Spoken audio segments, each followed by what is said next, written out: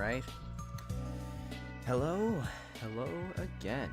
Let's make sure that the volume is good, because that's an issue I see constantly. Let's see. Just gonna listen back here for a second. Alright. Yeah, it's fine. I think it's fine. I think it's good. Alright. Switch over to the gameplay. Find the game, please. What's up, Base? What's up, Ben? I think we're gonna have a good stream today. So, let's hop back into the big new Gert venture. And let's continue on our journey to create a cliffside mountain base. This thing is gonna be awesome. It's gonna be awesome.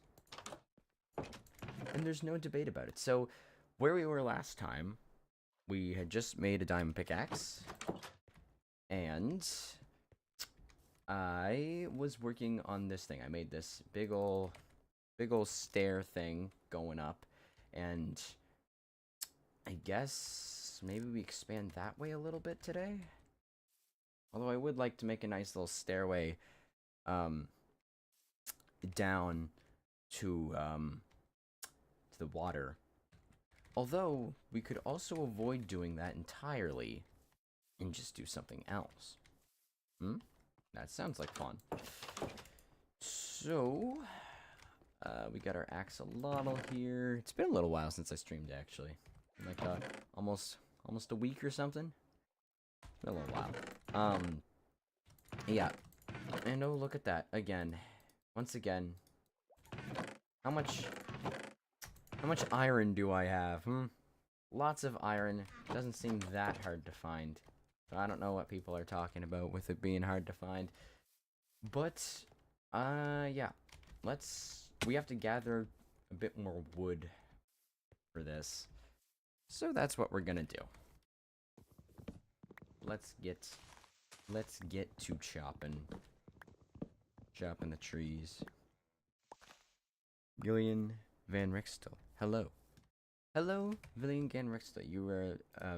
You are reminding me that I should move my chat a little more to the right. And someone else reminds me I should move my chat a little more. What about a big bridge across the water as another project after the mountain base? That could be cool too. Hey, Evenko does hey, what's up, bro? Are you guys against duping? Okay. Green guy, are you against or for duping? It depends. I don't really care what you do on your single player world. But if you're in a server, don't dupe. That's just rude. You ruin the economy. You gain that illegitimate advantage over other players.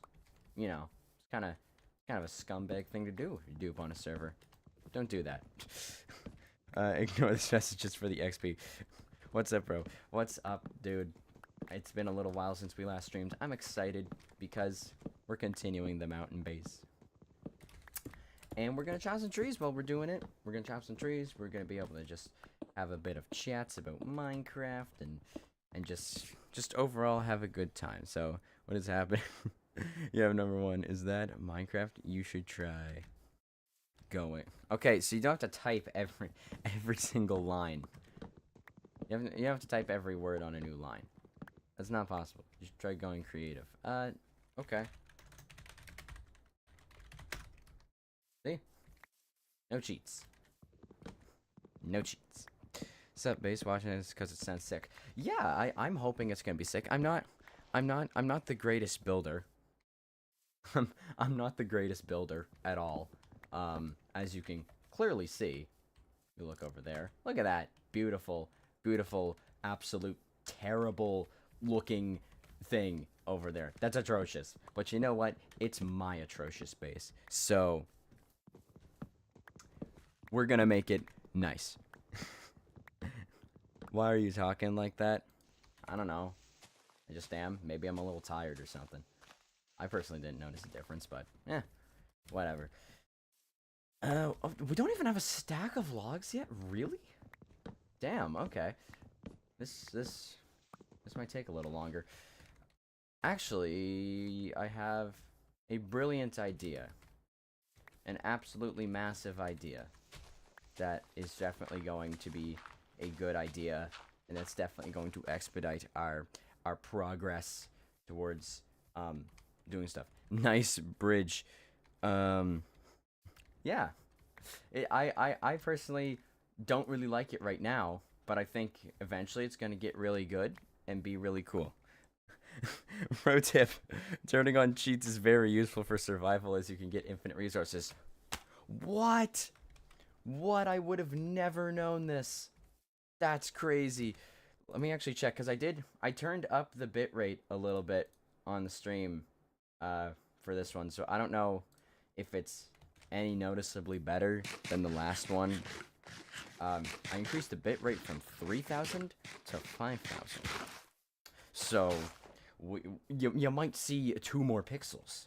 Now, any amount of pixel improvement is definitely an improvement in terms of stream. So, I don't know. You might see an improvement, you might not. During night, just go back and sleep because... Oh, okay, I didn't even mean to click my bed there. but okay. As a professional builder, I went from building dirt bases to building big dirt bases. Yeah, everyone's natural progression in the game is going from building dirt bases to big bases. T.S. Gerd, I have to go to work now. Have a good stream, base. Thank you. Thank you. Enjoy your time at work. You probably won't because work sucks, but enjoy it nonetheless. So, here's our big idea for getting more wood, and not just more wood, but a lot of wood here on the big Gert venture, as this world is called. We're going to just take a little bridge out to here, disconnect it, lower it down by 1 block, because I don't know why it wasn't like that at the start. Dirt bases are goated. Everything looks so pixelated. It looks like the entire game's made. Yeah. Really? I didn't know Minecraft was big. Alright. And then we do that. Big old tree. Lots of logs there. Big old tree. No puzzle spread. It's good. Hey. Hey. Dirt bases are underrated. You can do so much with dirt if you just got good base shape. But yeah. Overall, if your silhouette's good, your base probably looks pretty good. Unless you build with, like, the most ugliest blocks in the game. What's up? How are you? I am. Can you please stop typing a new message on every single line? I would definitely appreciate that. Because it's kind of getting to spam. And, yeah.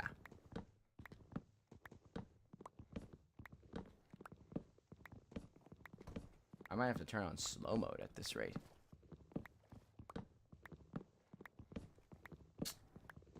Alright, just chop, chop, chop. You know how it is. Just chop the trees. See, this is the ultimate strategy. See, look at how much wood we just got from that. It was like a whole stack. Can you please talk louder, please? Let me turn my mic volume to, like, up. That should be it.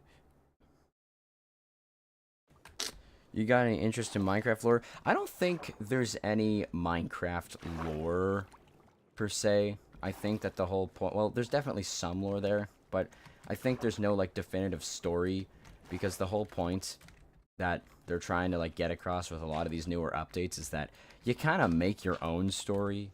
It's not really set in stone. Stone, like Minecraft. It's not really set in stone, like, what the story is. So, and I appreciate that, actually, because I don't think Minecraft is a game that totally needs a story. I don't think it needs a lore, like a big old lore thing. It can function without it. It can definitely do without it. If you had to call out an overhated block for building, what would it be? Probably birch logs, like Gillian said there. He said birch blocks, like the entire birchwood set. I think that birch planks work just fine. I think everyone loves oak because it's one of the OGs. Oak just looks nice too, okay? There's nothing wrong with oak. Okay, well, you could probably pick out a flaw with everything, but in my opinion, there's nothing wrong with oak. Like it's the closest thing to a good wood set. Spruce is definitely number 2. I think birch planks can they can look good as a floor. That's probably the only thing I'd use them for is a floor. So they have a use in that, but I don't know. Birch wood, birch logs, yuck. Disgusting building block. Don't know how you use that, but if you probably can. There's probably a way that you can use birch logs, definitely. But birch wood, yuck. Birch logs. Opinions on the jungle wood set. It can work, but I feel like the jungle wood set is a very situational block where it's like it's a strange enough color to the point where it looks kind of weird in a lot of places. I personally say the lowest tier category for wood is because they're all good. Is B because they're all good. Yeah, they're all the woods. Like the planks are all good in like their own respective way. I think, in my opinion, I think birch only works as a floor, so that's actually probably the lowest one, and maybe acacia, because I don't know. I've never been able to use acacia myself for anything that looks nice, so maybe I just suck. But that's how I think. Birch trapdoors could work for windows. I like to use the only trapdoors I like to use in my builds usually are spruce trapdoors for like shutters, basically. Like put the shutters on the sides of windows, and then you can do that. Yeah. Yeah. How do you use acacia other than bark? Yeah. Yeah, the gray bark definitely has some merit to it as a block. I can definitely see that. But like the planks, like the orange planks, there's probably some situation in which you can use that. But I don't know. I don't know how you would use the planks. Okay, we need an actual way to get up here easily. Oak S, birch A, jungle B, palewood S, warped S, crimson A, acacia B, spruce S. You forgot dark oak in that. Dark oak's a pretty nice wood tier, actually. I personally really like dark oak. I think dark oak can work really well for walls. Not so much floor, because I always tend to like my floor being lighter than my walls. Oh yeah, no, yeah, I forgot cherry too. Yeah, I like my floors being lighter than my walls. So typically I don't make a floor out of dark oak. Typically, if I'm going to use dark oak, I'm only going to use it for a wall. But that's just me. If you like using dark oak for a wall, go right ahead. Or a floor, go right ahead. Like, I'm not going to stop you. I think that there's probably some way you can make it work, and that I just don't know about because I'm not the greatest builder. Yeah. Shoot, I forgot. Dark oak and cherry. Dark oak A, cherry A. Yeah, I can see that. Oak is definitely S tier though. Like there's no debate. You're not safe. There's no debate on these what is it? The position, the tier of oak. I think that oak clear and away S tier. It's just the best wood type. Spruce is second place for me, but oak is always going to be number 1. And it's not just because it's the OG wood type. It's because oak works for everything. And it's a nice color, it's a nice wood log, it's got nice bark block. It's got utility everywhere. Cherry is the best so far. Well, I mean, if that's what you think, I'm not gonna say you're wrong, because at the end of the day, this is really what we're really talking about here is color. And maybe I just like the color of oak more than the next guy. Oak is the default wood type. Yeah, So if the default's good, you know everything else is pretty much going to be good, guaranteed. Um, Hear me out. There's one we can all have say for acacia. It's good for barns. Yeah, I can see that. Like maybe I can see acacia fences being a good block to use. Nothing really else than that though. Like I struggle to see acacia planks used in anything. And maybe that's just me. Yeah. Oh wait, we forgot about bamboo. Oh yeah, bamboo. See, there's too many wood types now. Too many wood types. It's too much choice. Too much choice between the wood types. Yeah, I'm joking. It's a good thing. Is Minecraft educational? Wait, I forgot bamboo. There's the education edition, which I guess is kind of educational, but you know, you're still playing Minecraft at the end of the day. So I'm not gonna worry about the whole pillars down into the water right now. I don't really feel like worrying about that because that is going to be an absolute pain to like build. So I'm not gonna worry about the pillars right now. We're just gonna keep extending this bridge, and we're gonna go to here. That's what we're gonna do.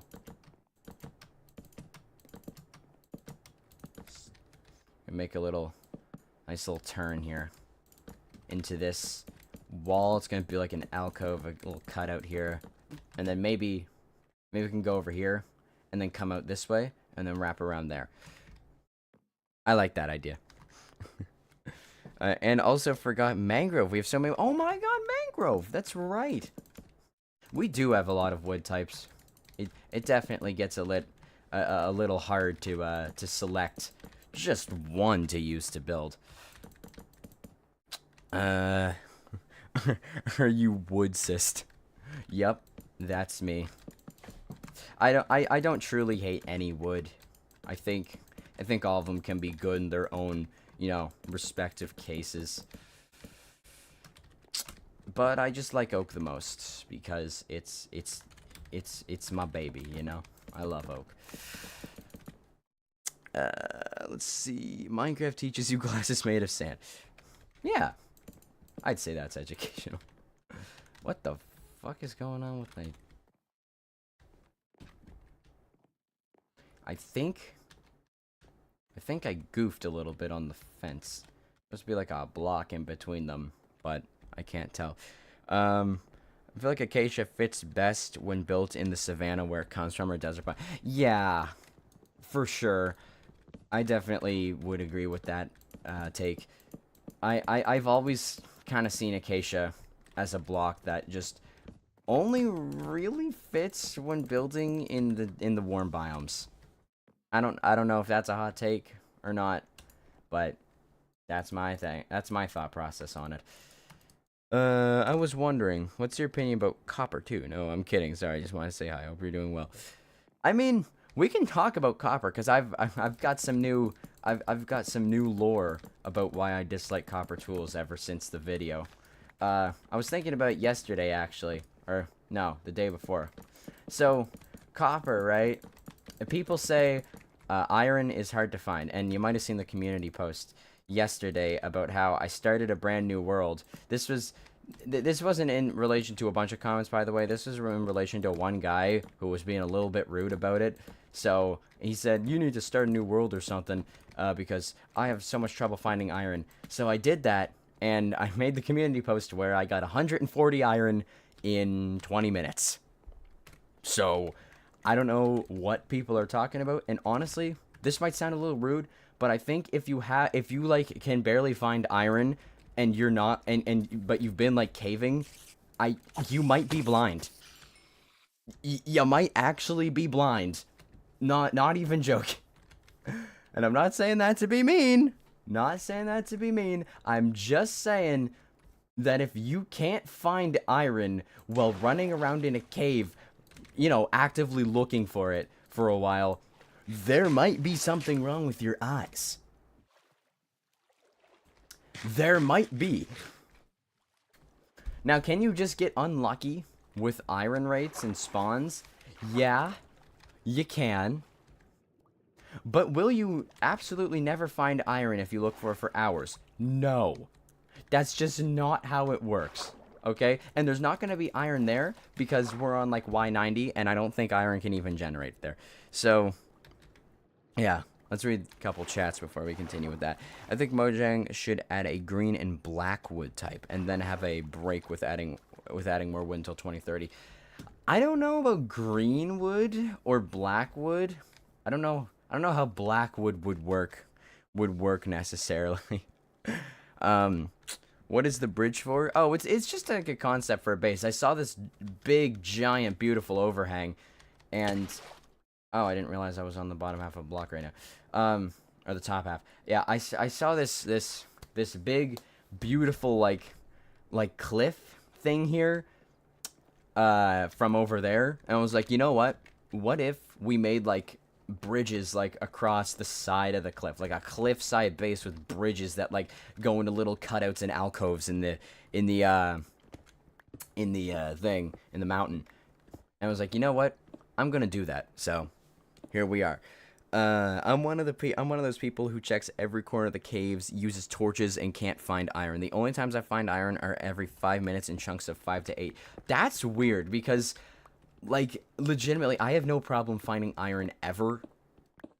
So, I don't know. I don't know if you're, like, caving on, like, Y80 or something because you're in a mountain or something, but, like, you're at that point in the mountain where iron doesn't generate.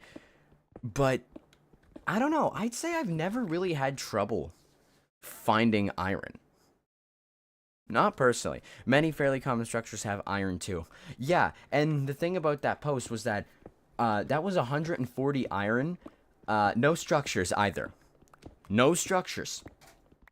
Not a single structure. Didn't find a single structure. Didn't loot a single chest. That was purely just mined. So, in my opinion, there's no trouble finding iron because I've never had trouble finding iron. And, like, in just my experience just playing Minecraft for years and years and years. Like, I started playing in 2011. That's, like, 14 years. I don't think I've ever had a problem finding iron. I was at Y-20. That's weird, then. I don't know what's going on. Your world's gotta be bugged. Because iron is, like, super common at the deep slate layers. Unless you just mean you were at Y20 in general. I don't know. It kind of looks like you were saying Y-20. Copper is 100%. Oh, wait, no. Do you plan to make a ship down the water? I could. I think that could be fun if I made like a staircase going down there and had like a little dock. We could put a little ship in the water. I think that could be fun.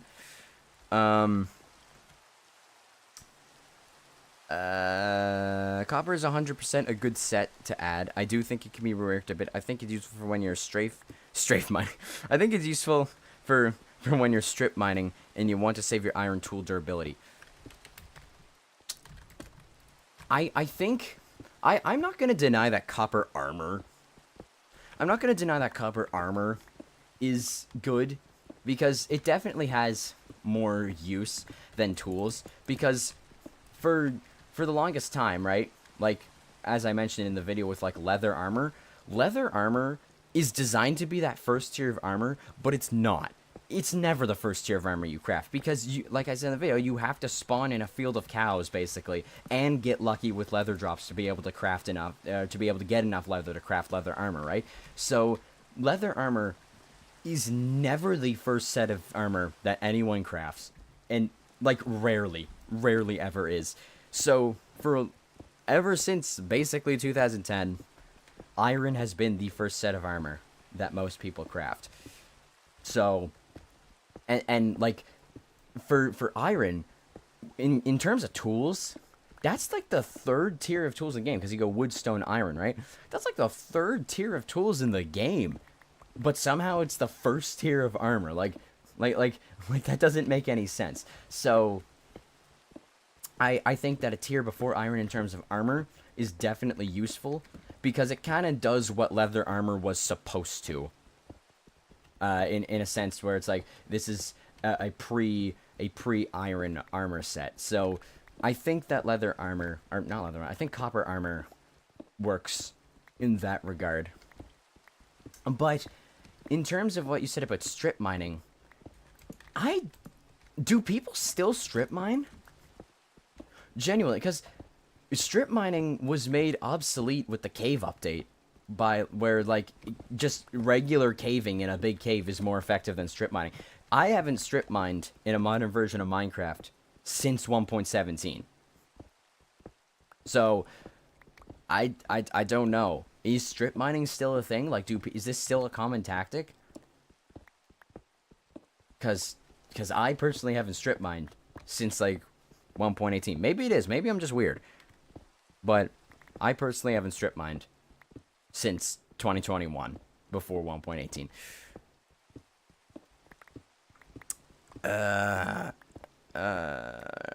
Okay. We actually get to move on in chat. Basic solution, having trouble finding iron, get good. Not necessarily get good, just like, I don't know. I don't want to be mean about it, but it's like, I personally have never had trouble finding iron for as long as I've played this game. So personally, I can't understand how it's hard to find iron. Because, like, anytime I look for iron, I find it. Like, I don't have trouble finding iron. So that's why I'm always confused when people say, I can't find iron or whatever. I'm like, how? Like, it's right there. Like, I find it in, like, 10 seconds. So, but maybe generation is bad to some people. Maybe it is. Maybe I'm always just really, really lucky with generation or whatever. Yeah. You're right. Time to get good. Shoot a bunch of explosives. Yeah, you get the get the TNT. TNT actually isn't even that good in the overworld. That's the one thing that TNT is good for, is nether mining. As the netherrack has such a low blast resistance and all that. Yeah. I forgot the name of strip mining. I thought it was strafe mining. I was thinking too hard about skeleton move patterns. I hate skeletons. They're so accurate. You want to see a mob that can strafe? Look at Bedrock Edition Magma Cubes. God, those things give me nightmares. They strafe better than 99% of PvPers. Like, those guys are actually insane. Maybe copper should break all the blocks iron can except for diamonds. I don't know. I feel like that could be an interesting, like, buff to give copper so that it doesn't seem so obsolete. Maybe? That could work. That could definitely work. But just not diamonds, so that you still have to craft iron, I suppose.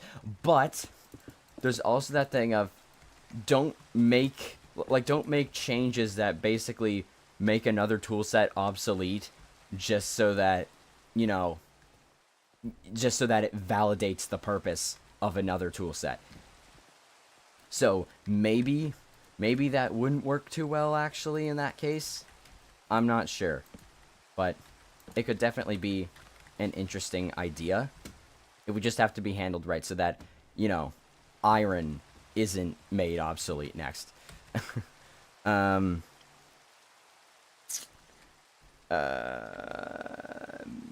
the heck is a nether and what is a creeper? What is this game? Why are you talking about creeps? What are they? Bro, I think you're just rage baiting at this point. And it's not working. 0 out of 10 rage bait. I can't figure this game. Yeah, strip mine's a very useful technique. It's still, especially if you know diamond spawn patterns, like generating near the end of a chunk. I always just found that caving, like just in general, just caving was the most effective way to go about finding stuff still. Because I feel like that was kind of the point of the cave update, was that they wanted to make it so that caving was actually an effective means to find resources. But I didn't know that. I didn't know people still strip mine. So, hey, you learn something new every day, I guess. Can you kill a skeleton in hard difficulty without any items? Let's check. Let's check. Let's see. Can I? Grab a skeleton spawn egg. This is on. Hard? Okay. Gotta set the time to night. I have to know. Can I kill a skeleton on hard difficulty without any items? We'll have to see. Nope. Just for 1 second. Okay. Let's see. Let's see. Can I? Oh god, he's got an enchanted bow. He's got an enchanted bow. Okay.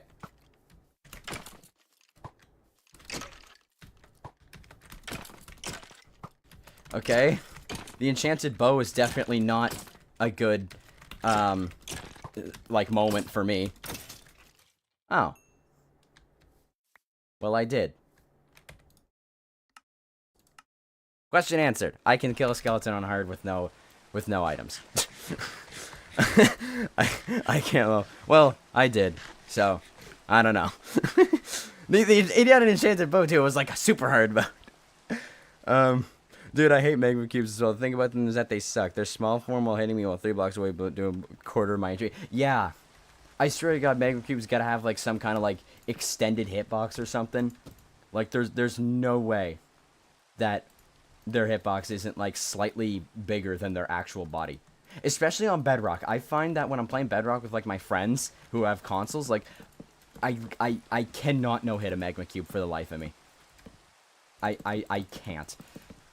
And that's got like basically 1.8 PvP, which I kind of sweat at most of the time. So I almost just walked off of that. That wouldn't have been good. Yeah, they reach harder than phantoms. Yeah, BRB. What's up? What's up, Guardian Dog? GG's. Enemy felled. Elden Ring reference, by the way. Didn't know that. I didn't know that. See, I didn't get too far into Elden Ring. I tried to kill the guy before I was told that I had to level up, which I didn't know. So it's a good thing I knew that, because then I was able to actually progress. Alright, gotta make some sticks here for some more fences. Yes. Fence. Actually, technically we don't need this, because this is a wall. Wrong spot on the block, put on the lower half, and we'll just fence out here. Like that, yeah. Okay, now this is a problem. This is a big creeper ninja creeper spot. So, don't know what we're gonna do about that. We'll figure something out. I think I should probably spread out my torch positions. It's probably like a little crammed at this point.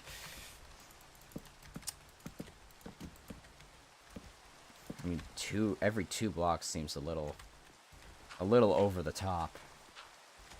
I don't know. Actually, let's keep that section there. I think that's fun. Just a fun. Okay, so now, actually, I'm gonna leave the crafting table there. We have a fun little like bridge section here. It goes into a cutout in the mountain, goes around, continues on. I think that's pretty sick. And we can even expand inward from here later on, if we wanted to. All right. So, speaking of phantoms, hot take: phantoms are overhated. The only difference for the phantom and the other mob is it flies, or other mobs is it flies. I don't think they're overhated. I think they're perfectly hated. I hate phantoms myself. I fucking voted for the thing. I absolutely despise phantoms. They're like my least favorite mob. Just I think that they're not good designed mobs. Like, they interrupt the gameplay experience. I think if they spawned after like 6, perfectly timed iron strike to discuss my hatred for phantoms. I think if phantoms spawned after 6 days instead of 3 days, I think they would be a little less annoying, because 3 days of no sleep is 1 hour. That's 1 hour, because a full day night cycle is 20 minutes. 1 hour playing a video game goes by like boom in an instant. So it tends to just always kind of feel like there I go. It tends to just always feel like they're in the way, they're annoying, they're a nuisance, because it feels like you can't go like any amount of time without encountering them. And not that an hour is a short amount of time. In the grand scheme of things, it is, actually, but that's more philosophical. Skeleton horse! That's a skeleton horse thing. If I go near that, it's going to turn into the skeleton horse riders. I can get a skeleton horse. That'd actually be hilarious. But yeah, like an hour goes by extremely fast in the game, like lickety split. So it always feels like you have no time to do anything before phantoms start spawning in. It's like it forces you to sleep basically, which is annoying, especially if you don't have a bed on you and you're trying to work on a fun project. And then phantoms show up and it's like, oh, now I gotta go all the way back to my base and sleep. And it's like, oh, just carry a bed on you. Yeah, but now that's an inventory slot taken up. So now we go back to the inventory issue. And it's a whole thing. It's a whole thing. It's a whole thing. I can 100% understand the hate of them. Thank you for the 2,000. What currency is that? It converts to $20. But what currency is that? Can you explain what currency that is? Because I would like to read the currency and what you donated. I think it would be respectful of me to do. $20 for a fellow phantom hater. Maybe Mojang will fix them in a decade or two if we're lucky. Thank you so much for the super chat. I didn't expect that. You also scared me. You 100% convinced me that there was a creeper behind me with my with my super chat sound, because it was in the perfect environment. So nicely timed super chat, dude, and thank you so much for the $20. I appreciate it. Indian rupees. Oh, thank you. So thank you for the 2,000 rupees, dude. It says translate. I don't know if you typed that. I think you did type that, translate $20. Thank you. That's actually awesome, dude. I really appreciate that. And I definitely appreciate that you scared me. That's why I set it up like that. So, yeah, we're fellow anime, or maybe Mojang will fix them in a decade or two if we're lucky.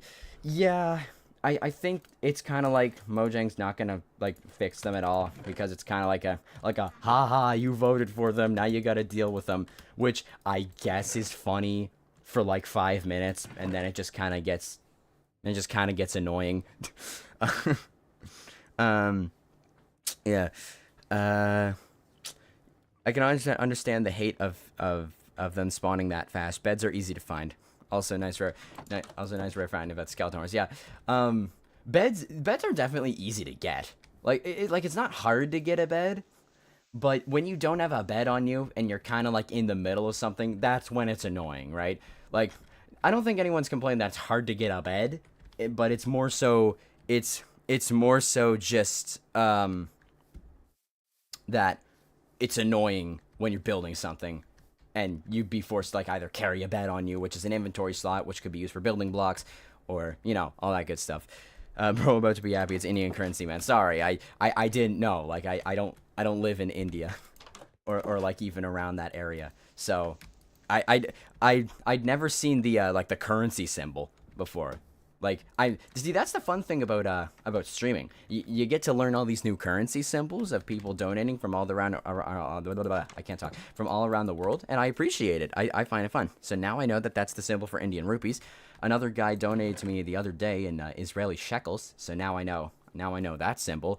And I got donated to in British pounds, which I knew before, but I get to learn some new currencies. I think it's fun.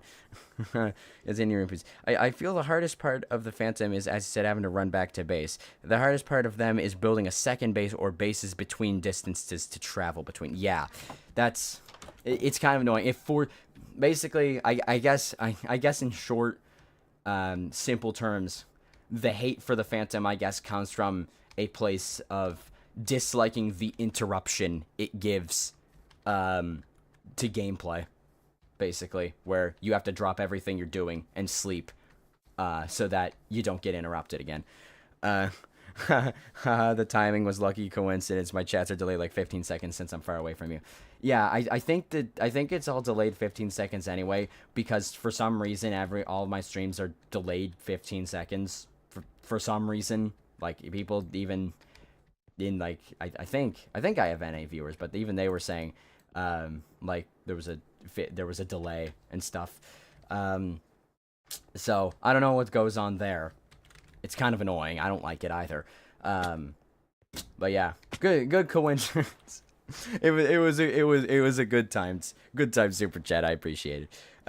This vanilla got back into Minecraft while I'm doing a magic mod playthrough right now. Yeah, this is vanilla. It's 1.21.7.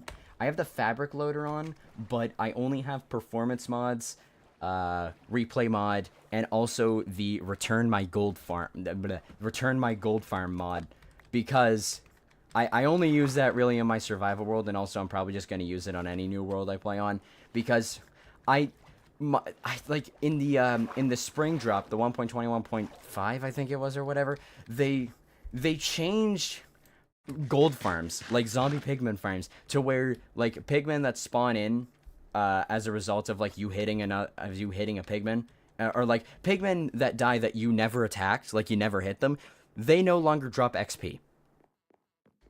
It's like, what the hell? That was such an unnecessary change. Nobody asked for that. So what that mod does is it basically just makes it so that they drop XP again, so that my gold farm that I built on my 5-year-old survival world, like literally like a week or two before the update came out, or before that change was even a thing, wasn't going to be made useless, because that really pissed me off that I built that and then they just went up and changed that. It was like, oh my god, what the hell? That pissed me off so much. Yeah, so yeah, basically that's kind of that. It does confuse me when people say it punishes you for no sleep when the world punishes you with explosive creatures near your base just for not sleeping. Also skeletons and zombies. Well, that was also the argument that I present, was that it punishes you for not sleeping. But the reason that the Phantom is different than just regular old mobs that also punish you for not sleeping, basically, or like I guess punish you for like taking on the night, right? It's like the challenge.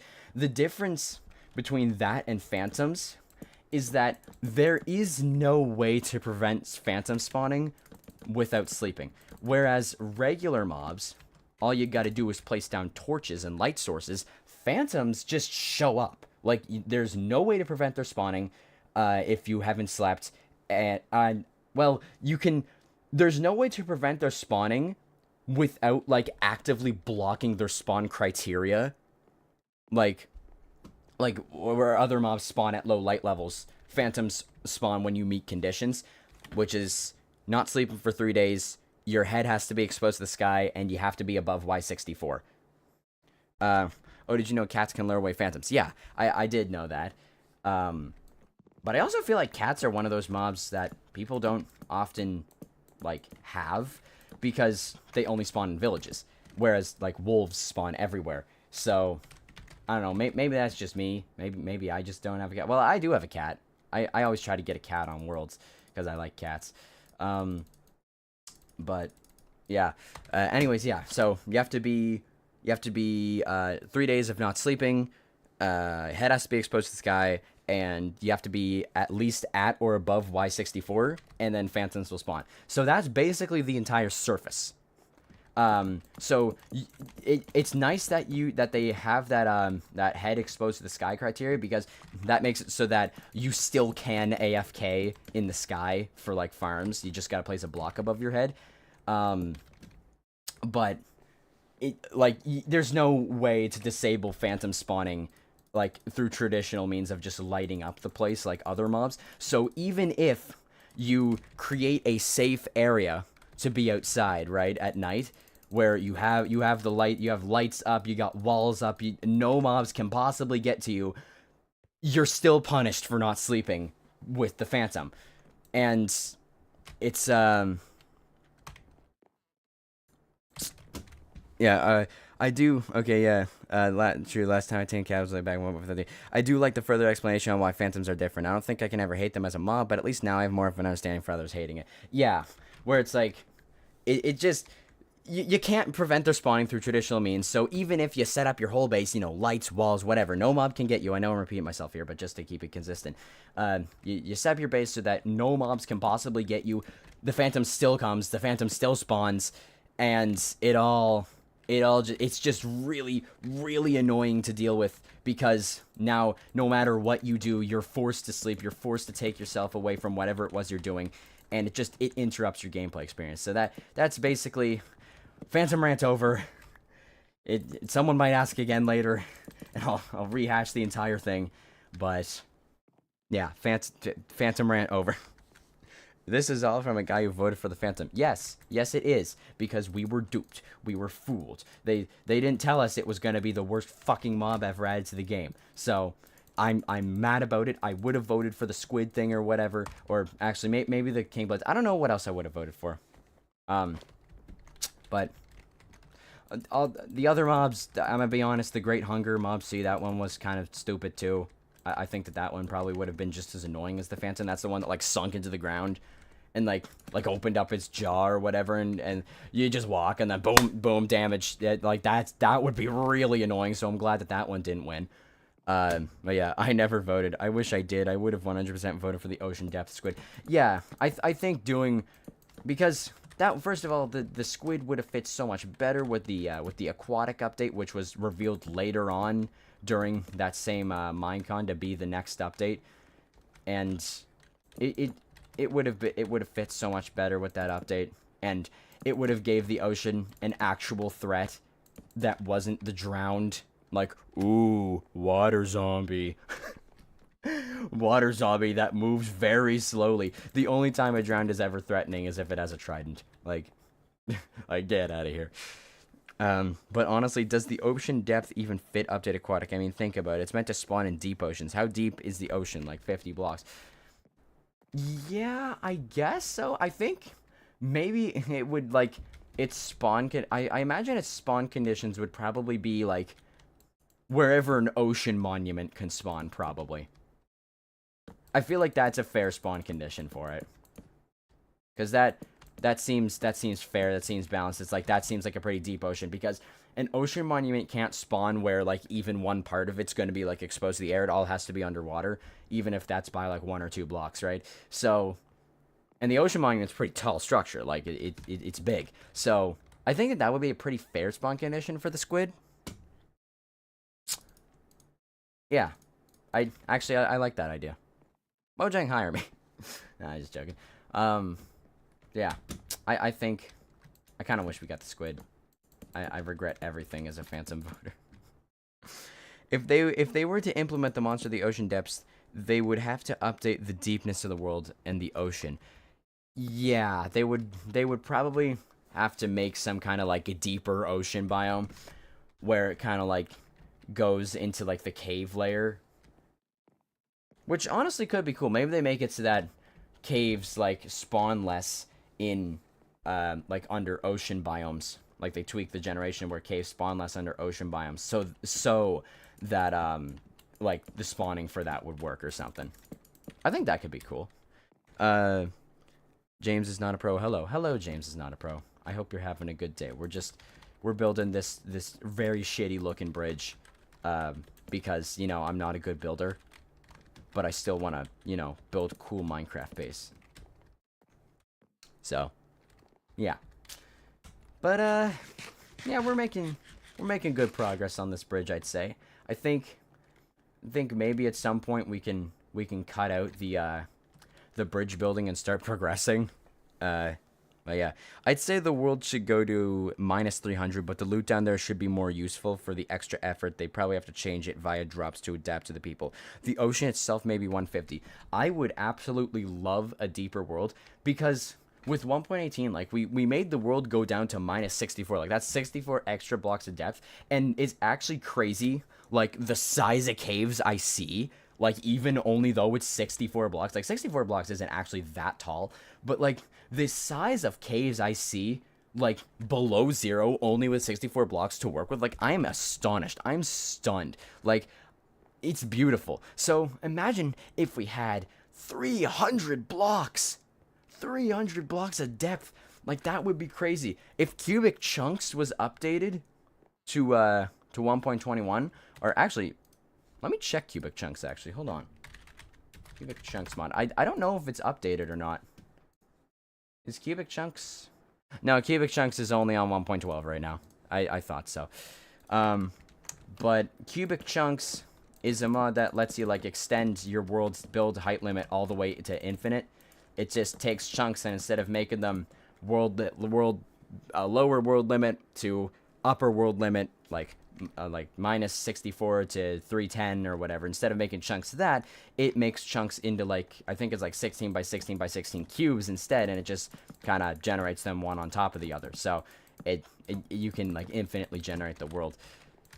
So I think that much deeper worlds would be awesome, but make shipwrecks more useful. Yeah. I do think, though, that it caused issues for the cave change due to the fact that last time they did, the ender eyes broke to not guide players down the stronghold due to how deep they generated. I don't remember that breaking necessarily, but then again, it was years ago, so I probably am probably just dumb and stupid. Mojang could make a new dimension. They could. The deep dark portal thing, and like we've been waiting on that for like 3 years. I think they're genuinely just trolling us. At this point, I'm starting to think it's not a portal. I'm starting to think maybe it's a portal for another useless item. You light the portal, and out comes the leather pickaxe. Surprise! Leather pickaxe update. Well, yeah, I definitely hope that the deep dark thing becomes a dimension, because that would be really, really cool. I would love to see that. A new dimension. Whew. Imagine. Put some torches around this place. Anyways, who wants to talk about the infamous non-existent end update? Bro, we need an end update. We need an end update so bad. It's actually crazy. Like, the end... The last time the end got literally anything was 2016. That was 1.11. The last time the end had literally anything new to added to it was 1.11 in late 2016. It is 2025 now. It has been almost 9 years since 1.11, and nothing new has been added to the end. Absolutely nothing. Like, what are we doing? You have the most barren, desolate, most, like, updatable spot in the game, and you choose copper tools. Like, what are we doing? The end needs an update so bad. I pressed R there accidentally. That's Iris. That's nothing. See, I can press R and I can spam that message in chat. I think people are increative when it comes to an end edit. People just say, hey, let's put an end forest on top of the natural generation and a few structures in the sky. Yeah, I see that a lot. Like, it's I definitely think that some structures would help the end, like, be cooler and stuff. But I would definitely like to see a more creative take on the end, because unlike I don't want it to be like the Nether update. Like, I don't want it to be I want the end update to be focused on making the end feel more more like abandoned and desolate and like a punishing void wasteland, right? Because the Nether update kind of took the Nether and removed all of that from the Nether and made it like a place you could live, which is a neat idea, but like, personally, I didn't really like that was the direction that the Nether update decided to take. Like, I was always of, why are we trying to make the Nether livable? Like, why would you want to live in the Nether? That's the real question. Like, is it more challenging? I guess, but like, at the same time, again, there's so much more content in the overworld. Why would you choose to live in the Nether? So, I don't know. That's just my thought on it. But if they were to do an end update, I don't want them to take the direction of, let's make the end livable. Let's give it trees. The end shouldn't have trees. The whole point of the end is that it's endgame location. You should come to the end prepared.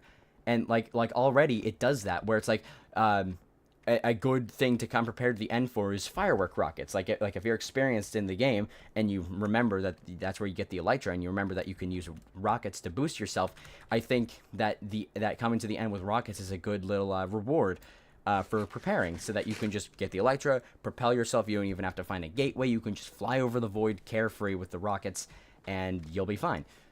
But I don't want to see like an end forest. I don't want to see a livable end. I want to see a more challenging end. I want to see a harder end. I want to see an end that is more oriented towards endgame, because that's what it is. It's literally the endgame spot. It's the end of the game, literally called the end. And Ender Dragon is a completely inferior boss now. Oh, hey there. Hello, someone. Yeah. Copper sets should have, I think... Oh, wait, no, I've missed a couple messages. I think we should push this end update further in our imagination and imagine a biome which generated like the Firelands, but on a smaller scale with its own new creatures. Yeah, absolutely. Copper sets should have special abilities. This is what I'm saying, okay? Like, copper tools feel like wasted potential because it's a tier between stone and iron, which I think there's just no space for. So, I think copper tools and any new tool set, if they want to have a proper spot in the game, they gotta have some kind of special ability, like gold, where it mines faster, but it's like weak or something. So like, because gold doesn't fit anywhere in the progression, but it can be useful in these niche scenarios. However, that 32 durability really holds it back. Not cool. Ender Dragon is like completely inferior boss now. Yeah, I don't necessarily think that the Ender Dragon fight should be overhauled. I think that keeping the dragon fight the way it is now is fine. It's definitely, like, the dragon fight revamp we got in 1.9 is definitely an upgrade to what we had before, back from, like, 1.0 to 1.8. But I think that it's still a good, like, boss fight for newer players to finish, like, the main line story, I guess, of the game. Or would you call it a story? I don't know. The main line of the game, I guess you could call it. The main line. The mainline game. Finish the mainline game, kill the Ender Dragon. I think the fight is good for new players. It's not too challenging, but it's probably just challenging enough for less experienced players that it does its job well. But End Islands, like, that's post-dragon content, and if we're gonna call the Ender Dragon the final boss of the game, then End Islands are post-dragon content, and I don't care that they generate 1,000 blocks away from the End Island. No player who kills the Ender Dragon for the first time is going to know that, first of all. And no player who kills the Ender Dragon for the first time is going to make an attempt to get out there before killing the Ender Dragon. Like, they might know that, they might understand that, but they are not going to build a redstone flying machine to get out to the End Islands before killing the Ender Dragon. That is like a niche, haha, look at me, I did the Elytra before Ender Dragon. Like, no. End Islands are post-dragon content. And if you want to make it so that maybe there's some things that are locked out on the End Islands before you kill the Ender Dragon, then we could do that. Like how in Terraria, like, the temple, the jungle temple in Terraria, you can't, like, get in there before you kill Plantera. However, you can, because there is a glitch where you place 3 platforms, you hammer them a specific way, then you hold down while running forward, and you can just phase through the door. But, like, again, no new player's gonna know that. They're gonna know that they can't go in there yet. So lock endgame content. If you really want to keep the End Islands the way they are, lock the content behind killing the boss. Like, keep end cities the way they are now and whatever, but, like, there's a new dungeon, lock it behind having to kill the Ender Dragon somehow. I'm sure that there's a unique way to do that, but I don't know. Yeah.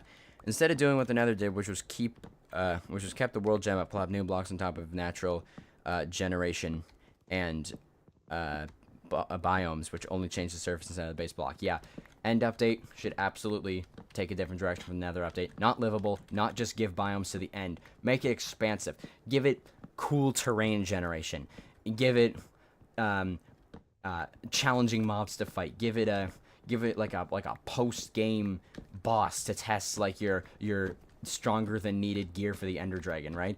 Like, that could be cool.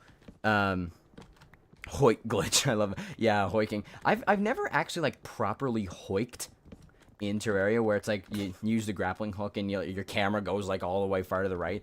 Like, I've never done that. I don't even know how to do that. All I know is that you do the platforms on the jungle temple door and you hammer them and you can just walk through the door. It's always been one of the funniest things to me. I love it.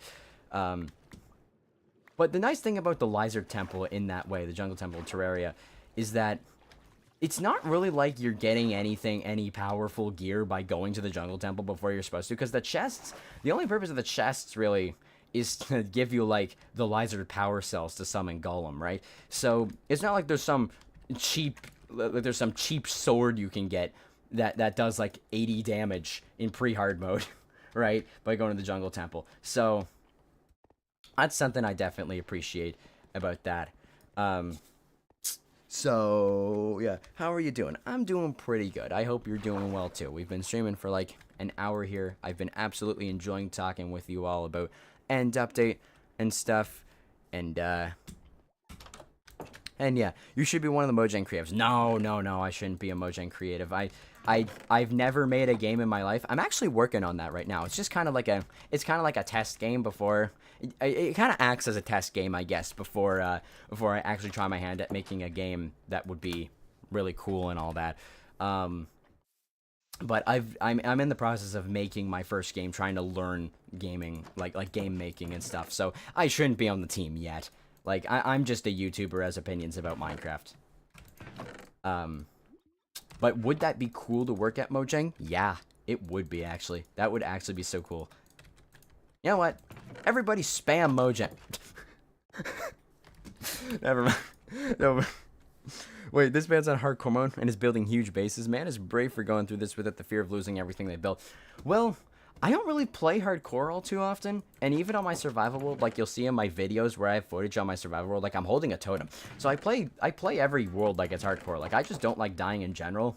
But like for building this base, I'm not too concerned about dying because I'm building it over an ocean, right? So if I fall off while building a bridge, I'm safe. Like there's nothing like I'm usually safe, at least, because there is a couple sections like there where if I fall off the bridge I might hit one of those things, or like I fall off there I might hit one of those blocks. But you typically here I'm safe. So yeah, I've watched a video on why Mojang are lazy the other day, and I'm not mad at them anymore. When I saw other game companies in comparison, I'm really happy that Mojang don't have the same problem. I haven't really watched any Mojang is lazy videos. I don't think they're lazy either. Like, I'm not of that opinion at all. I think that's not really the correct way to think about it. Because when you think about it, first of all, like you mentioned, like James Not a Pro also tacked onto your little statement there, someone. They're not lazy, they're just restricted what they can add because Microsoft. They're definitely restricted in what they can add because of Microsoft. That's definitely true because Microsoft owning the game, like there's a PR kind of thing to hold up where it's like, oh, we don't want to add this because this doesn't fit our like PG rating that we want Minecraft to have or something. But I don't think they're necessarily lazy. There's probably so many ideas that are like thrown at the wall of Microsoft by Mojang, and whatever sticks is basically all they can add. And definitely, I don't think anyone is going to deny that there's definitely favorable things to add as opposed to other things. For example, whatever can sell more plushies is probably going to be added. I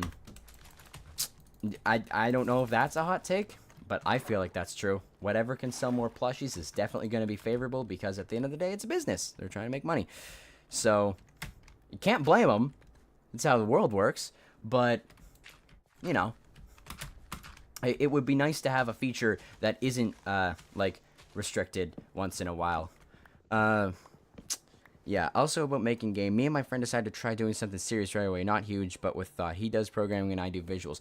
Yeah, I'm actually working on this little test game here with my friends and stuff because I'm using it as an opportunity to do something that I was thinking about doing for a while, and I thought it would be a great opportunity to make my first my first game and stuff. And we're doing something big, but it's just for fun. There's no like there shouldn't be any pressure on us. We're just trying to learn, and we've got like a small little 3-person team of me and my buddies working on stuff. Like I'm doing the programming. One guy's working on music. The other's working on story. And I really appreciate all the help that they've given to me because I definitely couldn't do it all by myself and have it released. to everyone else in a fair amount of time. Again, it's not going to be a public release. It's just going to be a fun little thing between me and my friends. But I definitely want to try making a sandbox style game because I love Minecraft. Okay, it's probably my favorite game of all time, and I've always loved the sandbox genre, the survival sandbox genre, where you can just do kind of whatever you want without a lot of restriction. I know I said that we should lock like content behind the Ender Dragon in an end update, like if they really want to make it so that you have to kill the Ender Dragon first to access post game content. But at the same time, I was also gonna say that one of the pillars of Minecraft is that there's no content is really restricted to you right off the get, other than like things like mining obsidian or diamonds or whatever. Like you need the pickaxes for that. But like one of the main pillars of Minecraft is that doesn't really have that. Like you can do what you want off spawn basically. If you have the skill, you can go fight the hardest mobs with stone tools and iron armor. Like that's something I really like. That's a design choice that I really like and that I definitely admire, and I think is a big reason as to why Minecraft did really well. So, yeah. I like Minecraft. Can you tell? Am I a glazer? Maybe. Yeah. I might be a bit of a Minecraft glazer. Definitely not a definitely not a update glazer, because as you see, I tend to criticize a lot of the updates, but do I like the design of the game? Yes, I love it. I absolutely adore the design. It's an addicting gameplay loop.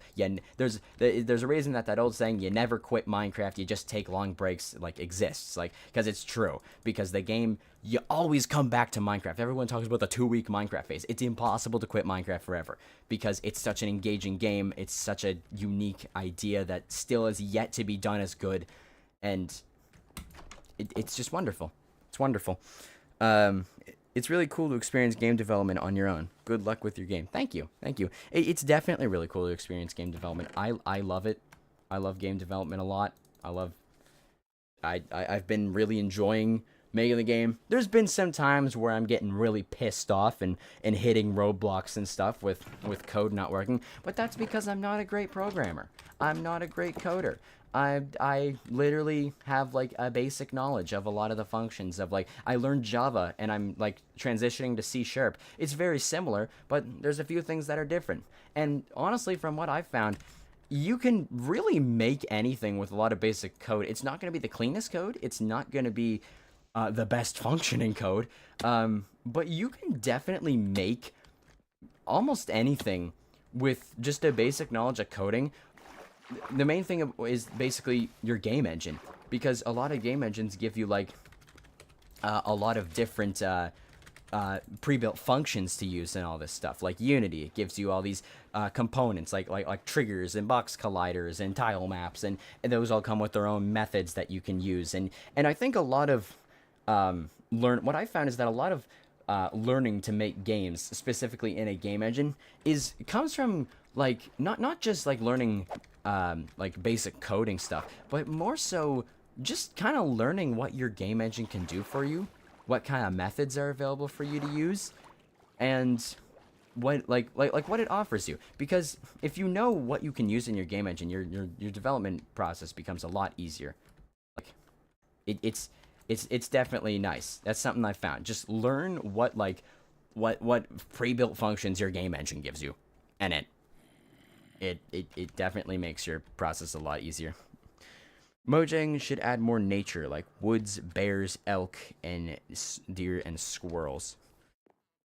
I wouldn't be opposed to more natural mobs. I think we could have a couple more passive mobs.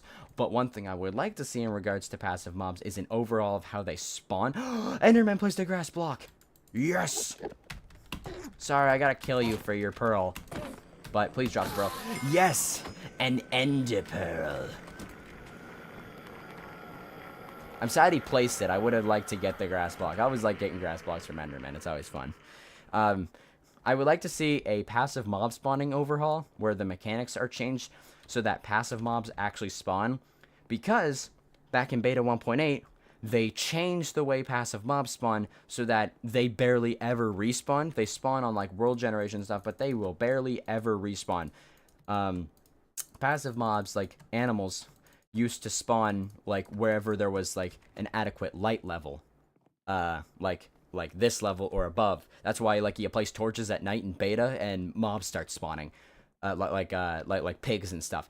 I like that system. It might be a little weird to have that system still in the game now. I definitely think that. But I think that if we could have it so that passive mobs would actually spawn again, but you know, I would appreciate a passive mob spawning overhaul. If you had to delete 5 wood types permanently from the game, which would they be? I'm sorry, I'm not reading chat too fast. I'm going on tangents. I'm discussing my thoughts. Okay, so if I had to delete 5 wood types from the game, there's like only 9. I'm deleting bamboo, acacia, warped, crimson, and cherry. Basically the wood types I don't use. Bincolio. I don't know what that means. Man, if you want to answer this, you can. If you don't want to disclose this kind of stuff to your audience, no problem. But can you give some lore on FAP addiction? I'm 15 and want to get out of this shit. Definitely not the place to talk about that. I'm gonna be honest. I feel sorry for you. Don't get me wrong. I definitely feel bad for you. But there's probably a lot better places you can ask for help than a Minecraft stream. Not trying to be mean, just saying. Maybe not the Minecraft stream. Maybe not. I'm gonna be honest. Maybe not the Minecraft stream. But I'd say maybe I feel like, you know what? I'll offer you a piece of advice though. I'll offer you a piece of advice. Not even speaking from personal experience. This is just a theory I have. Maybe treat it like any other addiction, where it's like, I don't know, because I've never had an addiction before to anything, so I can't really speak personally. But like I'd say it's probably a theory I have is that's probably helpful to treat it like any other addiction, and like get help in the same way for that you would. It's probably a lot harder to get help for that, like seek professional help, because it's a little embarrassing probably. But like, I guess maybe treat it like any other addiction. That's my thought process on it. But we're not going to go any further than that, because again, Minecraft stream, not exactly the place to discuss that. But I feel bad for you, so just a theory. Let's talk about Minecraft. Copper tools suck. Boom, I said it. I said the funny thing. Kill me now. Yeah, okay. Actually, speaking of copper tools, since there's no other chats coming in right now to keep up with, I was talking earlier about how I was thinking more the other day about more things with copper tools, and I do want to bring that up a little bit. So copper tools, right?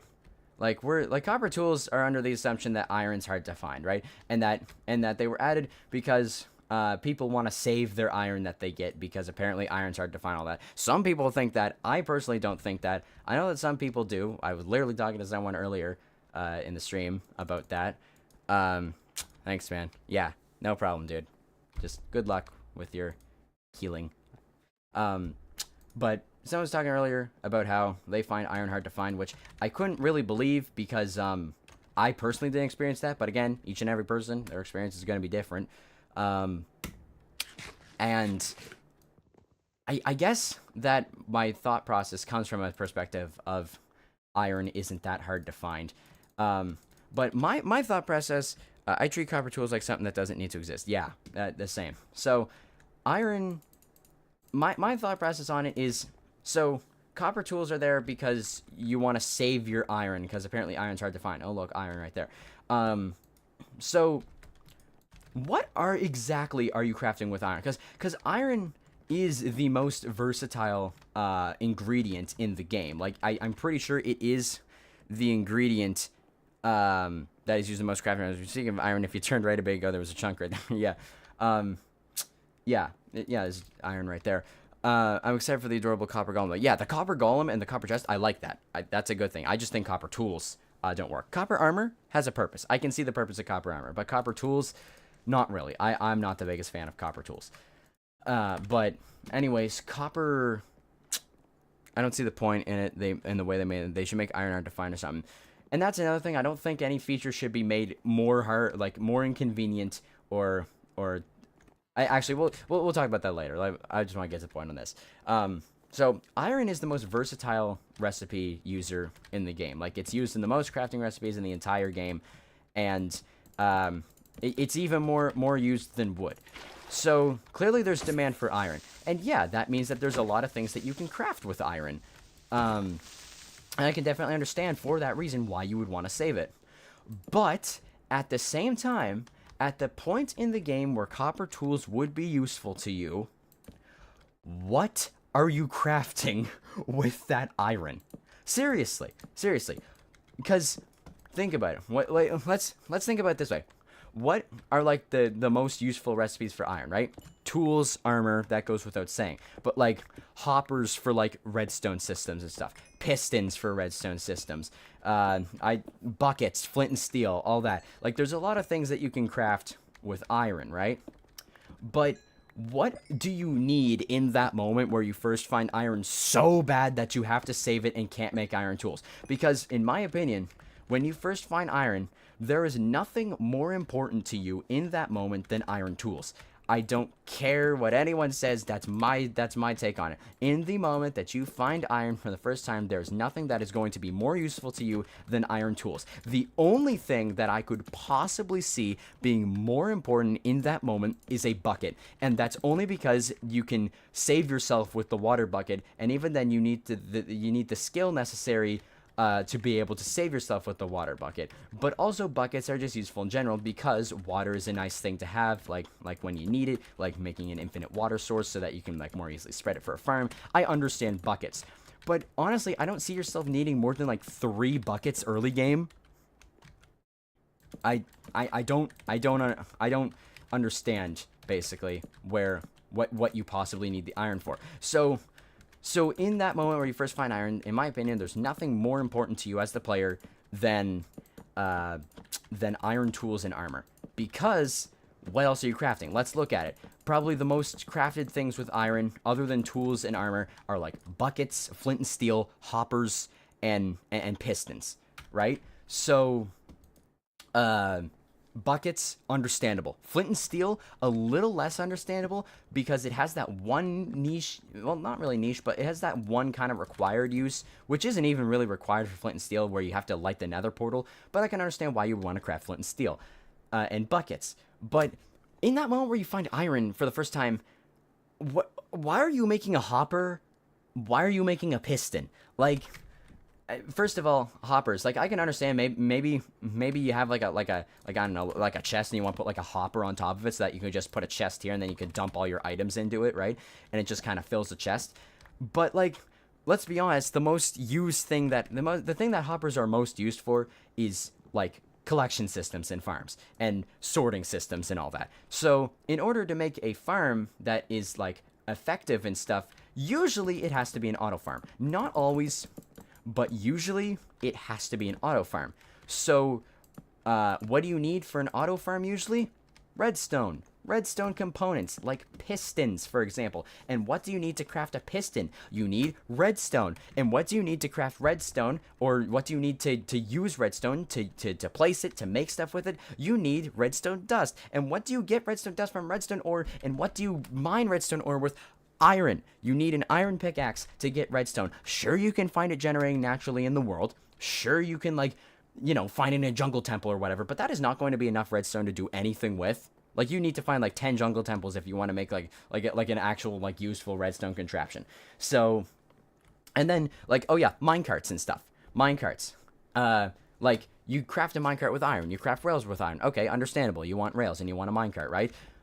But what do you need for that minecart to be even slightly useful? Powered rails, because you can't really move it with anything other than maybe a furnace minecart. But don't pretend like you know that the furnace minecart existed before this argument, because it's even been considered for removal because of just how much it's not used. Oh, I fell. Whoops.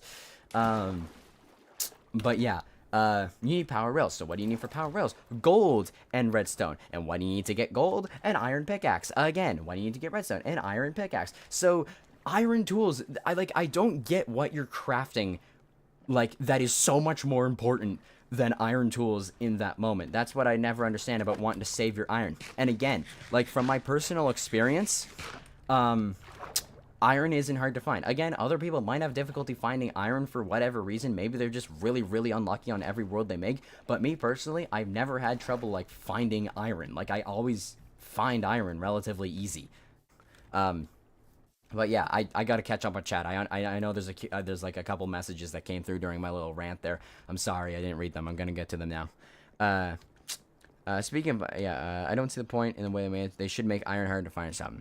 I think I got to there. It could be interesting if they just make copper exactly like iron, like exactly, so that at that point it's just a cool difference or variation, like how there are 9 different woods.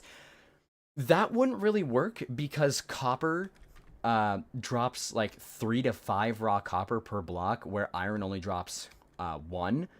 So either turn down copper drops, which doesn't work because you need the blocks. You need copper to make copper blocks. You need 9 copper ingots.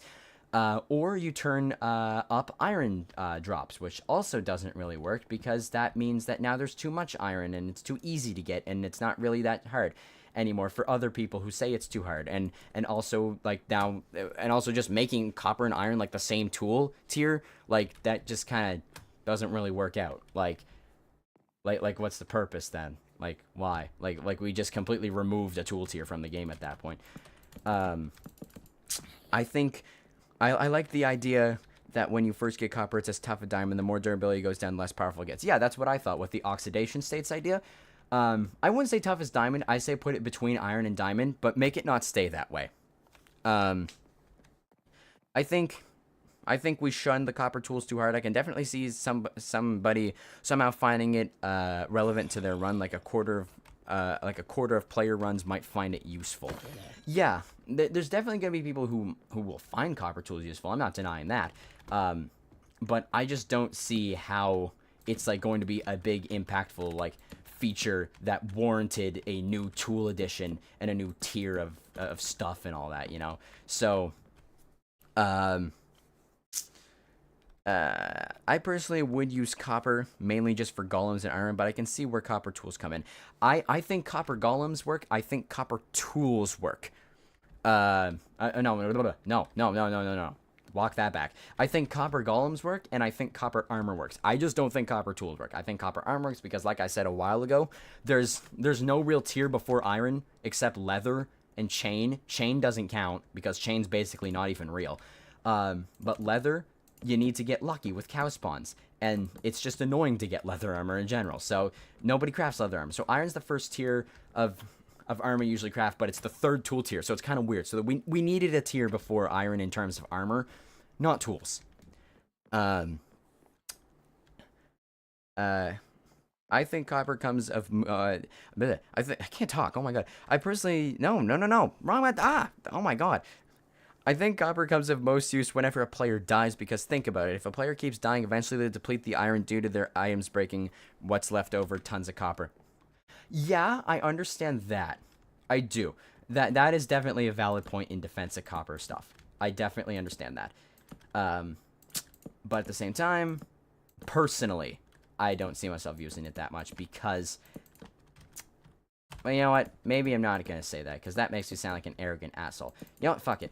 I don't die a lot in the game, okay? The only time I die is when I do something stupid like rocket myself into a wall that I knew was going to kill me anyway. Or like see, oh, how far can I fall before I die, and then I die. Like, that's the only time I usually die in Minecraft. I don't mean that to sound arrogant or anything, but like, I don't typically die a lot in the game.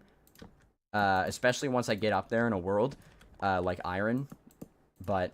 I guess we'll see if that comes to bite me in the ass on this playthrough here in hardcore, right? So yeah. What is a furnace minecart? Yeah, exactly. What is a furnace minecart? As a summary, copper is a saving grace in the game for once you've depleted all the iron sources around you. Yeah, I understand that. I understand that. That's the problem. They are overcomplicating stuff with these new additions. Why should we break our heads on how to make it work? Well, I don't necessarily... A lot of people took my Copper Tools video as I hate anything new somehow. Like, me when I offer a solution to a feature I don't like, right? Like, oh, you just hate new stuff. I'm not gonna try. If I really hated new stuff, I would say just remove it. I wouldn't actively offer a way I think it could be fixed. Like get a grip, get your head on straight. But like, yeah, I don't hate anything new. I just think I just like to see features at their full potential. But I definitely think that there's things we don't necessarily need, but like I'll take it just as long as it feels like it's there for a good reason. Like it feels like it has a good purpose and it feels like it should be in the game, you know? I can definitely see why you don't use in the Copper. You're a professional. I consider Copper for new players who die a bit more often. I appreciate you saying that. I don't like calling myself a professional. Oh, what the hell? What was that reach? I never like calling myself, oh, I'm so good at the game. Like I made a post like that before and I instantly regretted it because I didn't mean it to sound arrogant or cocky or anything. Like I just kind of, like, I've been playing the game for 14 years. I have experience. Like, I know too much about the game, honestly. Like, I know a bunch of mob spawning conditions and all this shit.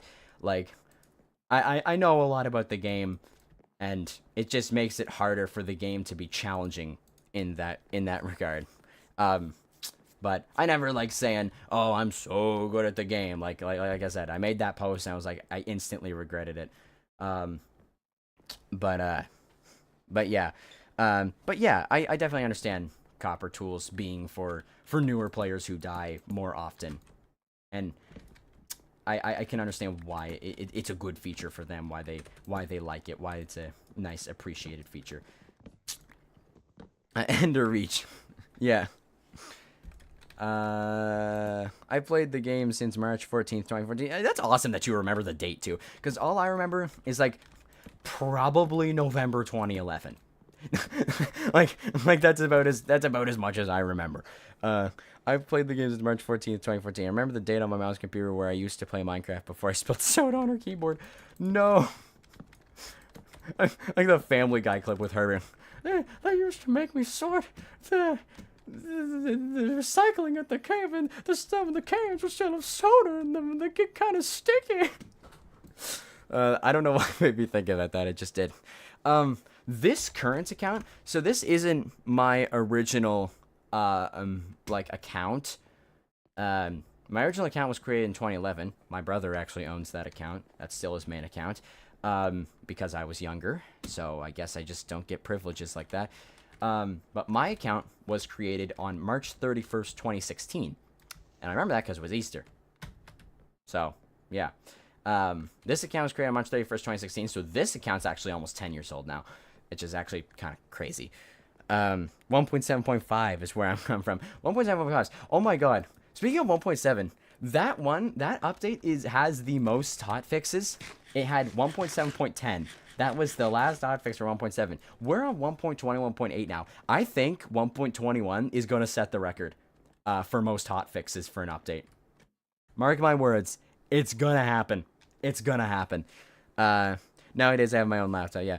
The next beta and preview for the Copper update will be huge with a bunch of features because this week the beta and preview was just bug fixes. Not necessarily true.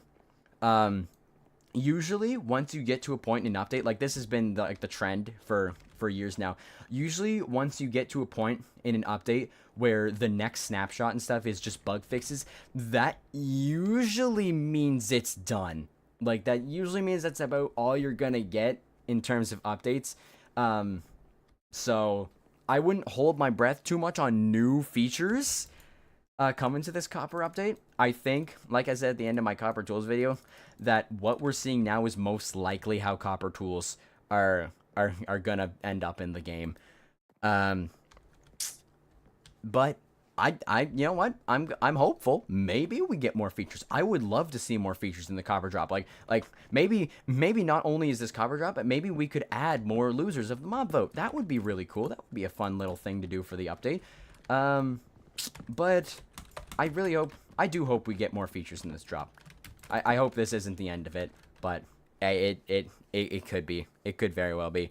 What is your favorite series slash movie? That's hard. That's a really hard question to answer. My favorite movie has always been Back to the Future since I watched it before. I love that movie, bruh.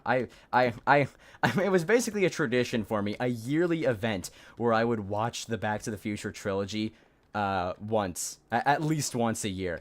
I don't think I watched the entire trilogy in the last couple of years. I definitely got away from it, but I love the movie. I love the plot. If I was ever going to write a story, I would borrow elements from Back to the Future. It's my favorite movie, my favorite series, my favorite trilogy of anything. I love the movie. I can rewatch it over and over again. I don't know. I love it. I love that movie. Michael J. Fox, great actor. I love him. Shame what happened to him, where he unfortunately ended up with Parkinson's. Absolutely, just that's a really sad, like, moment for him. But he's still going. He's still going. I love that. He's got that strong perseverance. Great actor. I have returned. Hello, welcome back, Gillian. Do you watch Stranger Things? I did actually. Back in 2022, when season 4 came out, I watched seasons 1 through 4. It was the first time I ever watched the series. I watched the season 1 through 4 with my parents. I guess we just found it as something that we could all watch together. And I hear that season 5 is supposed to come out soon. I don't even know if it's out yet, but apparently it was supposed to come out this year, because I was looking at like a couple years ago, like they was slated for a 2025 release or something. So it'll definitely be fun to watch that. Yeah, 1.7.5 literally only updated realms, I think. I think the update after was huge on bug fix. Yeah, because old hot fixes before like 1.20 never really added features. Actually, that's not true, because I think it was like 1.2.3 or something that added like birch and spruce planks. But yeah, from like probably like 2013 to 2022, like hotfix is never typically added features. Yummy XP. I'm going to look this out. Yeah, Yummy XP. Hey, is anybody going to talk about how 1.12 is now part of the older side of Minecraft, now being over 50% of Minecraft's lifespan? Oh my god. Oh my god, don't tell me that. Don't tell me that 1.12 was half of Minecraft's lifespan. I mean, when you think about it, 1.12 released in 2017, that was 8 years ago.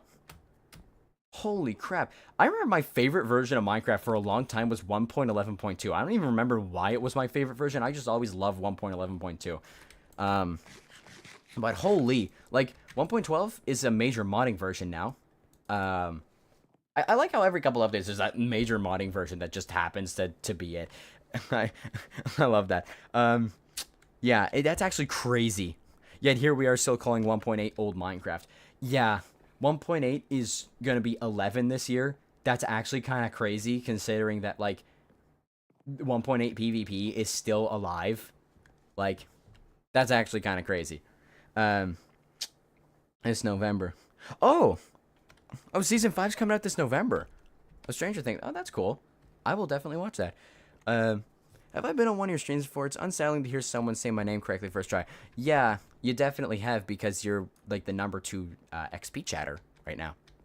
So, probably have. But I didn't know I said it correctly. I just kind of took a guess at it. You know, I took a shot. Is when it comes to, yeah, you're really still going 1.8 Minecraft. Yeah. Oh my god, I'm deep in the discussion. You can tell I'm deep in the discussion. I've been doing the thing where you run back and forth and you like eat, and I'm wasting food by doing this. Okay, I think that's actually enough bridges for now. I think we can take a break from just building for now. I think we've done a good amount. I'll remove the cobblestone later. But I think we've got a good kind of base sat down here. Yeah, opinions on an end update. I would like an end update. We were talking about this earlier, actually. I think it was when you weren't here, dude. An end update. I would like an end update, but what I said was that I want to see an end update not taken in the direction of the Nether update, where the Nether was basically just overhauled to be more livable. I don't want to see that for an end update. I want to see the end update be more challenging, because I want to see the end be more like post-game, for more like challenging more experienced players, because I feel like experienced players haven't gotten like a proper challenge in years. So yeah, I would love to see that. I think we tend to call everything above 1.8 old Minecraft, everything above 1.8 old Minecraft. Did you mean to say above or below? I don't know. Despite the fact that we're aware that the other updates past it are aging as well, just due to what we think about the game. Yeah, I think it's basically, it's kind of like when you think about like the most used features in modern Minecraft, things like shulker boxes, like those came in 1.11, but nobody really calls 1.11 old Minecraft, even though it came out 9 years ago at this point. Like that's pretty old. Like a lot of people have this like I guess have this preset idea in their mind of what old Minecraft is, and it's like below 1.7 or something. Or yeah, like yeah, before 1.8. Okay, thank you. And the difference between 1.8 and post 1.8. Yeah, because like the modern combat system is still the same from 1.9, which released over 9 years ago at this point. So I think everybody has this preset idea of what old Minecraft is, and I think it's like anything below 1.8, really. And I can understand that. Have you gone into a trial chamber in this world yet? No, and I'm probably not going to do that just yet, because I would like to be properly equipped for that, considering we're in hardcore. Because the trial chambers, well, actually, without the trial omen, they're not that bad, but still, it can get a bit overwhelming when you have like 15 skeletons shooting arrows at you. And that's actually something I appreciate. That I said at least a couple minutes ago that experienced Minecraft players haven't really got challenged, but honestly, I kind of lied about that. Trial Chambers with the Trial Omen, it's not like super duper hard with full netherite, but with like probably Prot 2 Diamond, it's probably a good challenge actually. I haven't tried it yet like that though, because I haven't really started any new worlds like ever since my main survival world. Like I've had a couple here and there, but never really any that I stayed like consistently playing on. Since I started my main survival world back in like February of 2020, haven't really made any new worlds since then. So I haven't really seen the new features totally in play, like massively, to a massive degree. Low taper fade, massive. But yeah, I think that that's enough building for now. I think we should transition to exploring and progressing. But I have no food now. So, let's... I don't know if we should fish, or if we should, like, actually look for food. Well, it's turning night. Okay, you know what? I'm actually gonna look for food. I'm tired of this. You know what? We're going on a trip. We're going on a journey. You know what the journey's for? It's for a village. We're going on a journey to a village. Because I need food, and so what I'm gonna do is I'm gonna get a butcher villager, and I'm going to level him up so that he sells me food for an emerald. And then we'll have basically a nice food source. And I can just do whatever I want after that. So yeah. They should add a forest to the end. Hear me out. The trees should be pure black, and there should be a black fog, and they could have a new enderman that stalks you until you catch it and hit it. Yeah, I like the idea of the end being like this, like this creepy dimension. And stuff. Not totally horror. Like, I don't think Minecraft should be a game where it's like, oh, jump scare. Because, again, Minecraft is for all ages, and obviously you can't have some kind of, like super scary, disturbing horror element, in a game for all ages. And, like I'm not gonna be that guy who's like, oh, kids shouldn't be playing Minecraft. This is a man's game, because did you know that the actual overall, like, average age of a Minecraft player is actually 24? It's like, well, there's still a lot of kids playing the game, and it's not like kids aren't allowed to enjoy the game. So, yeah. Anyways, yeah. I would like to see definitely like a more horror, like themed oriented and something creepy, like some more disturbing like ideas, because the end is such like a desolate wasteland, but nothing too intense, because again, like I said, like Minecraft is for all ages, and I don't think that should be like something that's like, oh, you know, kids shouldn't play the game. Yeah, when it comes to defining old Minecraft, most players decided it's based off what update they like to cut it off at instead of what's logically old. Yeah. And you know what? To a degree, it used to work. Like back a couple of years ago, back before 1.8 was 10 years old. Like, that did work, kind of. But now, I think the definition of old Minecraft definitely needs kind of like an overhaul. But it's like, you go back to what would be considered old Minecraft, like 1.12. It's like, this doesn't feel old. Like Like this doesn't feel like an old version of Minecraft. This feels like a regular version of Minecraft with a little bit less features. So I don't know. Discussion. Hey, I got an idea. Why not build a farm within your cave as a side room and just breed a bunch of animals? Yeah, that's actually a good idea. I wonder if I have any seeds.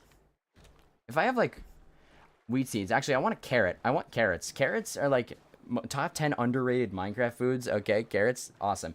Not golden carrots, just regular carrots. Okay, top 10 underrated Minecraft foods. There's a plains biome over here, so I'm gonna see if there's a village over here, because you know usually it's not too hard to find a village.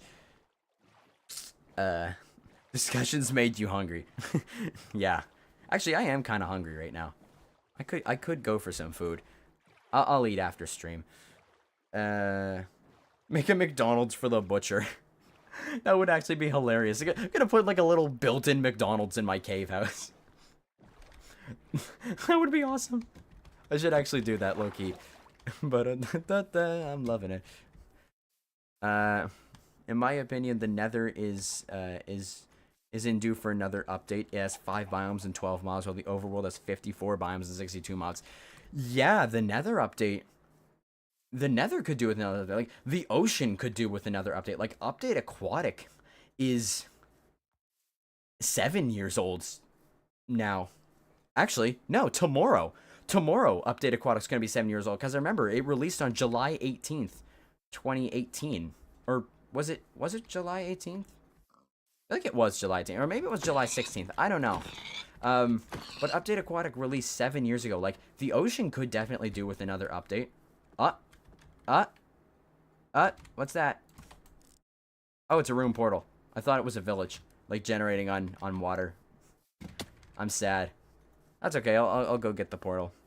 Yeah, but the Nether could definitely do with another update.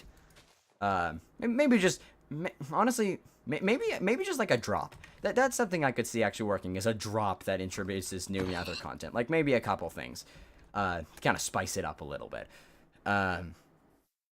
About end, I really like Minecraft Dungeons, and when I said that what they did with the end there, oh my god, it's so cool. Yeah, like there's so many ideas that they can pull from like their spin-off games that didn't do very well because I guess nobody actually likes Minecraft more than Minecraft.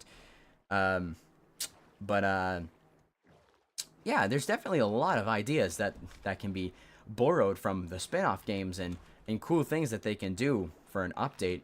And add stuff. Like there's so much. What we got in here? Ooh, look at all these gold pickaxes. Oh my. Oh me, oh my, oh man. That's a lot of stuff. Yeah.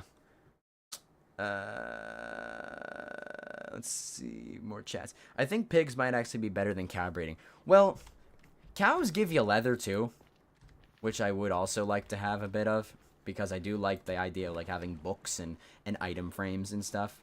So, if I was going to breed animals, I would like some cows. Ooh, a pillager outpost. That's interesting. Yeah. So, July 18th. Got that right? Oh, nice. Okay. Logically speaking, the pork chop gives the same amount of hunger as cooked beef. Yeah. But again, I want leather. There's a great fuel source for furnaces. Leaf litter. It's everywhere. A lot more accessible than coal. Oh boy. Well, you see, I wasn't in a forest, so I didn't remember that leaf litter existed. But oh, you just activated a new rant inside of me. Leaf litter. Worst edition ever. This year. Absolutely despise leaf litter, okay? Yes, it's a good bird. Like, it's a good thing to burn in a furnace. Most ugly... But most biome uglying block ever added into the game. Forests look like shit now. I hate the leaf litter as a block. Worst thing. Worst block ever added to Minecraft. Like, it's brown. I get that it's supposed to be dead leaves. I understand that, and I understand that, like, it's on the ground, it's dead leaves, like, brown leaves, dead leaves on the ground. But here's the thing, okay? The grass is green. There is no other foliage on the ground, like, in the actual grass texture, than, like, the green texturing. So the leaf litter is just this weird brown on this vibrant green, and it just looks terrible in my opinion. It looks ugly. I don't like it. And maybe that's a hot take, but I find that the leaf litter generates way too much. And I get, like I said, I get it. It's supposed to be like dead leaves and stuff, but it generates way too much. Especially with how much it contrasts like other blocks and stuff. Like, just, it generates too much, and it's ugly. I don't like it. Rant over. That's my leaf litter rant. Yeah. Oh, there's more pillagers around here. I'll get to your chats in a second. I gotta make sure I don't get jumped here by some dudes. Okay, it should be good here. Yeah. Carrots drop multiple, but wheat drops is one. I know. I've been like not doing too good on chats. 19th together 8. Minecraft Dungeons did decently well. Cookie cutter sharks is the perfect way to introduce a neutral shark. By the way. Not sure. Elmo's X account got hacked. I heard about that. I don't know what that's all about. I've yet to look at anything on that, but I definitely should. Leather tools update when? What do you mean? Leaf litter should be orange or green. It does generate a little much though. Yeah. So. Yeah, I know that like out of all the Minecraft spinoffs, Dungeons did the best. I don't know if that's just because it was the first one. Ooh, a goat horn. I don't know if that's because it was just the first one, and it was like people like wanting to try something new. But yeah, see, that's why I freed the iron golem. But yeah, Dungeons did decently well. Legends absolutely flopped. But honestly, it kind of makes sense why they're making Minecraft Dungeons 2 now. I don't know if y'all heard about that or whatever. Like the leaks or whatever says that Minecraft Dungeons 2 is being a thing. Oh wait, I got carrots. Oh, I didn't even realize that. Okay, well then I don't have to keep exploring. I'm actually gonna kill some cows. I'm actually gonna kill some animals around here before I go back, just as some food. Minecraft Dungeons isn't the first one. I'm pretty sure Minecraft Dungeons was the first spin-off. Like, I forget when Minecraft Earth came out, but I'm like 99% sure that Dungeons was the first spin-off. And I remember wanting it for a while. Minecraft Earth was cool, though. Too bad I didn't have cellular data at the time, so I couldn't go around outside and play it. Would have been cool. But, Minecraft Story Mode. Oh, yeah, Minecraft Story Mode. I had the complete, like physical disc of that on the PS4. What's this one? Goat horn. Yeah, I remember Minecraft Story Mode, now that you mention it. Yeah. I had the full, complete, physical collection, on PS4. Not Season 2, it was just Season 1. If you could bring back 3 mobs from any mob vote, what would they be? Number 1, Iceologer. I don't get how that thing didn't win. Dream. But, like, that mob, like, justice for the Iceologer, dude. Like, that's a Minecraft Dungeons feature. Like, God forbid we get any, like, fun, hostile mob in the game. No, we need more ambient shit, right? So, I would bring back the Iceologer from that vote. The crab from the last mob vote. And, what else is there? Mobs. Well, we have the copper golem now. What was the votes again? I forget. It was like the one with the tough golem. Was that the one with the crab and the armadillo? I think. I'm not totally sure. But yeah. I would bring back the Iceologer. I would bring back the crab, and I would bring back maybe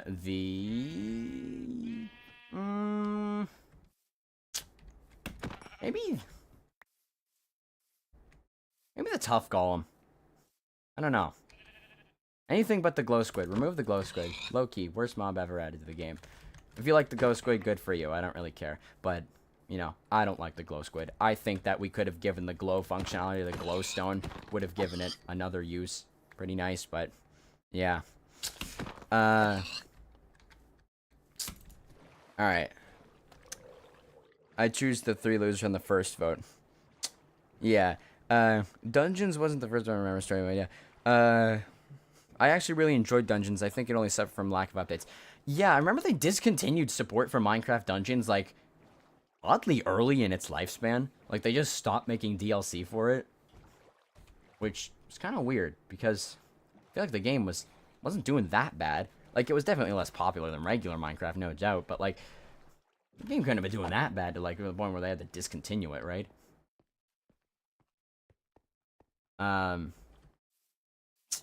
But they should remove the leather drop from horses. You kill horses to craft a saddle to ride horses. Yeah, that's something I actually don't really know how to feel about still. Introducing a crafting recipe for the saddle. And now it's removed from loot chests. Like, I don't think saddles really needed to be craftable. I think that was, like, a fun thing that you found in, like, loot chests. That was, like, one of the things you would go for, like, dungeon chests for or something, is to get a saddle. And that's kind of, like, an element of, like, exploring for loot that you want that's been removed, that you can just make. And it's, like, I don't know how to feel about it. Like, on one hand, I think, yeah, it's probably good that saddles are craftable now, but, like, on the other hand, it's like, well, saddles were always kind of, you know, loot. Like, they were supposed to be fun things you found in a chest. But, and there's not even that many uses for saddles. Like what you can put a saddle, like, you can put a saddle on a pig, a horse, and a strider, I think. Like, that's it, probably. Yeah. The fact you said Iceologer immediately makes you awesome. Although, to be fair, ambient stuff is cool, plus it does have 2 uses, which is better than none, so it's not ambient. Yeah, I suppose. The glow squid has its, like, glow ink sac, which can be used to make glow item frames, and you can put it on the signs to make the text glow. But again, that feature could have so easily been given to glowstone dust. Like, it's one of those features that definitely feels like it was added to because the mob got voted in. Like, it was added for the sake of adding it, for the sake of validating a new feature or something. Yeah, that way. I'm gonna put it that way. It's one of those things that feels like it was added for the sake of validating a new feature. Or at least attempting to validate a new feature. You can also make armor out of horses. Yeah, you can make leather horse armor out of the leather that horses drop. That's wild. Yeah. Okay. You can also make armor, yeah. Crab, armadillo, and penguin. Oh, yeah, that's what that was. I would want for the glare to be in the game. You see, the glare was one that I also never really understood. It's also one of those ones that I felt like wasn't really ever going to be a popular one to win. Because on Java, at least, you have the F3 menu where you can see the light level and stuff. And, like, at the same time, it was also, I don't know if it was before or after the vote, like before, like the update before, the update after. It was 1.18 though. They reduced the light level that mobs need to spawn to just 0. Mobs couldn't spawn in any light level below 0. So now it's like the glare would have even less purpose, because where it's like just really dark now, like you can kind of just tell where mobs can spawn. If there's no light, mobs can spawn. Boom. Easiest way to tell. But on Bedrock, I definitely understood where you didn't have the F3 menu, right? You couldn't just see the light level, because it used to be like light level 7 and below or something. I can definitely understand why Bedrock players would like the glare. But now, like, with the modern Minecraft, with everything that's been added, like the mob spawning changes and all that, I think the glare is just not really it anymore. Like, it probably wouldn't have any real place in the game. Of course, it's just my opinion. Kill me if you want. Cancel me if you want. It's just my opinion. They may have stopped working on Dungeons to work on Legends. Yeah, maybe. I think they had 2 separate teams for those games, though. Did they not? Like, I can't remember. I both can't remember, and I also don't remember. So, yeah. So we got some food now. Do I have seeds? No, I don't have seeds. See, I didn't think so, but I wanted carrots, not just seeds. So, let's grab a stone hoe real quick. Let's grab our dirt. I have 1 dirt. Oh, no, I've got 16. Let's see, more chats. Leather now has replaced saddles for the loot tables. Oh, I didn't know that they put leather in place of loot tables. Actually, you know what? That might not be too bad then. Because leather definitely needed a way, like a different way to, like, get it. Because all you get leather from was, like, cows, horses, and you could put 4 rabbits hide together to make leather. Oh, look, there's some iron.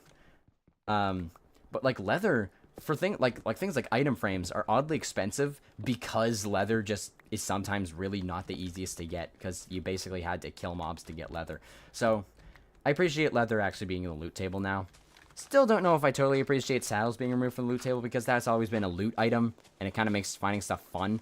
But but one perk of that I definitely do appreciate, that I have to admit, is that removing unstackables from loot pools definitely helps with the inventory problem. Especially with bundles being a thing. Like, the unstackables are just the bane of bundles, and that's usually what loot you're going for when you're exploring. So it's hard to, like, have bundles be super useful for, like, condensing loot when exploring when it can't store unstackables. So removing more unstackables from the loot pool is definitely a welcome change. I appreciate that. But at the same time, kind of sad because saddles were always loot items. They always feel like special loot items. So to have them be craftable, yeah, I don't know. It just feels a little weird. That's the equivalent of making the cow eat the hamburger in the new mark. The leather horses. Have a project of mine that ended up making me like the Rascal a lot more than I originally did. Oh yeah, the Rascal. That was the one I voted for that year. Who was it with the Rascal? I forget. But the Rascal was definitely... Oh, Pillager Patrol. Well, I can actually kill them now. But yeah, the Rascal was definitely my favorite mob from that vote. I voted for the Rascal. I thought it would be cool to have a fun little mineshaft mini game. But yeah, I was a Rascal voter, and it was sad that it didn't win. But you know what? Whatever. It doesn't really matter. At least we were getting... At least we had some community input on the game.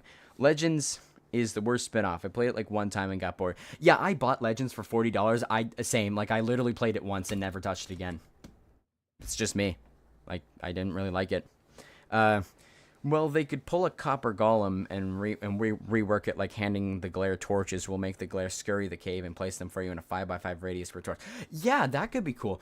I remember, like, during the vote at on the Minecon stream, like, the glare randomly got this new feature that it would quote-unquote help you light up areas. Like, this was never something that was disclosed before Minecon, where it was like, oh yeah, by the way, where the glare was like, the glare will tell you where it's dark.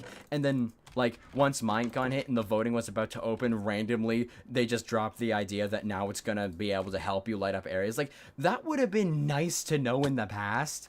Because I feel like that could have helped the glare a lot, where you could have it basically be like an auto torch placer. Like, that would be nice. That would be awesome. Yeah, but the glare can only hold 8 at once. I honestly have no idea how the Rascal lost. Yeah. What was that vote?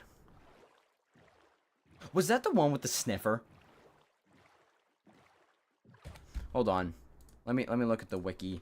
Mob vote 2022, I think it was. Yeah, it was the Sniffer, Rascal, and Tough Golem. Of course the Sniffer won, right? Like, that still pisses me off to this day. Like, Rascal and even Tough Golem, they were both such cool concepts, but they lost to the Sniffer. Like, you know, but the theory that a lot of people had was that the mob vote was kind of rigged in favor of the Sniffer because... And not just in the Sniffer, for, like, other mobs, too, in the past, where it seemed like there were a lot of mobs that were, like, way more fleshed out within the mob vote previews than the other one, which was a little odd considering that it was supposed to be like a vote between which mob you want. And it would just be like the mob and the features, but for some reason the sniffer gets like 10 more features than everyone else. It's like, well, that sounds a little weird. That sounds a little weird. Yeah. Although if Rascal was added, wouldn't it do what you didn't want to happen in the Nether? It'd make caves, the tough area, more livable. Not necessarily. I don't think so.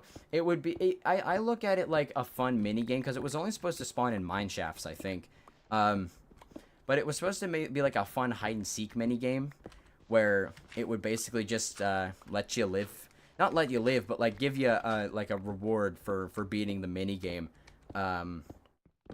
in caves and stuff. And it would like maybe like an enchanted iron pickaxe or something. But literally, like people with the Rascal. I saw so many complaints towards the Rascal back when it was originally like in the vote pool that like, oh, it's just gonna drop an enchanted iron pickaxe. Like, what do you mean it's just gonna drop an enchanted iron pickaxe? Do you not understand the concept of a loot table?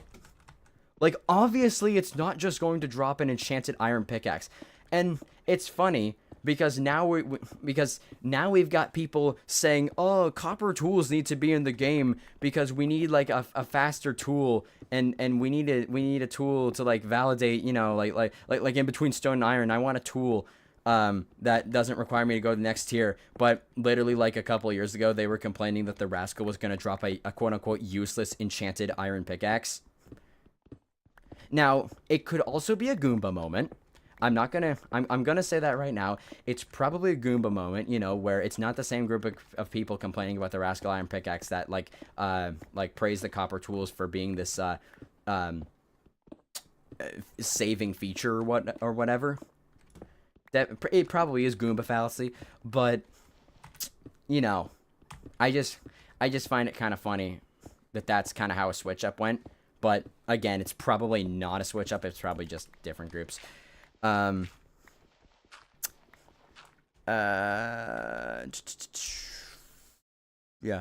No, Rascal lost to a wait, never mind. The sniffers are cool in concept, but was very poorly executed. Yeah, definitely. I was fine with the sniffer because I thought it was a cool concept. Like, I wanted the Rascal to win, but I was okay with the sniffer getting the dub because I thought that, like, it could be a cool concept with the sniffer. But no, they just made it dig up 2 flowers that craft dyes that you could already get in easier ways. Literally the one thing they had to do to save the sniffer from being this, like, ridiculous mob that didn't need to be added was just make the torch flower emit light. Seriously. Just make the torch flower light up. Do you know how awesome that could be? You could have flowers as a light source. That would fit so many naturally like nature-based bases where it's like just weird having like torches dotted around for some reason instead of like having like some kind of nice lantern chandelier or something. You could just put flowers down, put torch flowers down, and they would be light sources. Like, that would be so cool. That would be so cool. Make it emit light. Like, God. But yeah, Rascal. Oh, I know. I confuse them. Make this a public server. No, this is just my, this is just, gonna be like a hardcore, you know, series that I'm gonna play on. But you know what? I could do server stuff again soon if people would be interested. Because I can afford that now that I'm making a bit of moolah from the YouTube. It would let you live. Or no, Rascal should give a rare item that it can only give you and can't be obtained anywhere else. Yeah, see, now that's automatically just a way to validate a feature. Like, give it something, like that would be a way to make the Rascal useful. Give it like a feature, right? It would let you live if you beat the mini games. Oh my god, yeah, I misspoke. Yeah, the Rascal, if you don't find the Rascal, it actually comes and kills you and deletes your world. Yeah. Good point. Gotta go. Have a nice stream. Bye. Goodbye, someone. Enchanted iron pickaxe are arguably more useful. Yeah, like that. I didn't understand how also like people said, oh, the enchanted iron pickaxe should be useless, but it's like I don't understand how an enchanted iron pickaxe in early game caving is somehow useless. Like, That's an enchanted tool. Like, what are you talking about? But, yeah. Goodbye, so wait, no, what if Rascal drop enchanted copper tools? Oh, no, no, no, no, no, no, wait. Let's not do this. To make them more useful between the runs. Yeah. Enchanted copper tools dropped by the Rascal could actually be cool. And if you couldn't craft copper tools, right? If they were like exclusive drops to the Rascal or something. Now that would be a cool idea. I don't know if putting water sources on all four corners of this will work out. I'm not sure. The torch flower is based on a real life plant called the torch flower. I didn't even know the torch flower was real. Then again, I'm not a botanist. But I feel like Minecraft shouldn't be so concerned with being quote unquote realistic, considering that that happens. So yeah, they constantly flip flop between wanting to make it as realistic as possible and then not giving a shit about realism. And I think that I think maybe a better way to look at this would be if instead we just had it be like a compromise between two ideas, like realism and fantasy. They can live together. You can compromise between the two, right? Like,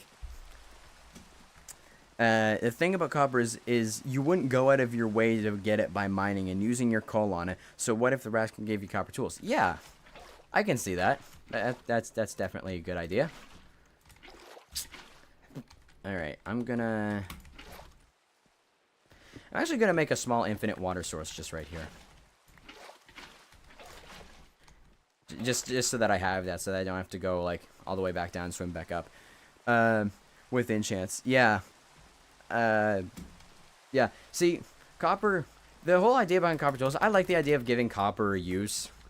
Like, instead of it just being like a decorative building block. Like, I like that. I think that that's a good thing. I think that copper should definitely have a use. It deserves a use. It's a metal. It's an ore. It's something that you can mine. But I think it should have been given a use more along the lines of how, like redstone and emerald and lapis have uses. Like, I've responded to comments with this, like, a million times already. But like how those all, like a bunch of ores that don't have gear, like they have their own uses to make sure that they're valid. Other than quartz, which is the same thing as copper, just purely decorative. Like every ore typically has its attribute that makes it like desirable, right? Like redstone has the electricity, lapis is used for enchanting, emeralds are currency with villagers. Like copper could have had a use like that, and it could have been like extremely cool. But no, we got copper tools instead, which is, in my opinion, not useful. To me, at least. Do you have a server? I have a Discord server. You can join it in the description. But a Minecraft server? No, I do not. Maybe we open a Minecraft server later down the line. Have it for like maybe a month or something. Do a month-long Minecraft server experience. Don't find the Rascal pulls out a gun. Sup? Sorry, I didn't notice the stream started. Oh, that's okay, Blue Story. Don't worry about that. I'm glad you're here. Will you make a server? If so, I can be a helper. I'm not gonna make a server yet. I definitely want to wait. I've done server stuff in the past. It was mildly okay. It kind of worked, but at the same time, it didn't. So, I vowed after like I did a battle royale event last year in like January 2024. I had like 1,000 subscribers at the point. I thought people were gonna like actually sign up for that. Like 2 people did. So like. It just didn't really work out, and after that, I kind of vowed to not do server stuff or event stuff until I was like big enough to the point where I have like a following who would like to participate in my events and stuff. And we might be at that point now, but I'm not really sure. I'm not a botanist based talking about flowers. The right term is florist. Oh yeah, because botanist is like plants and stuff, is it not? Or like trees, florist. Florist is for flowers. You're right. I'm a little stupid. Sorry. But yeah, let's get down into the water here. I gotta go back to my chests. I'm a little bit of a dumbass, I have to admit.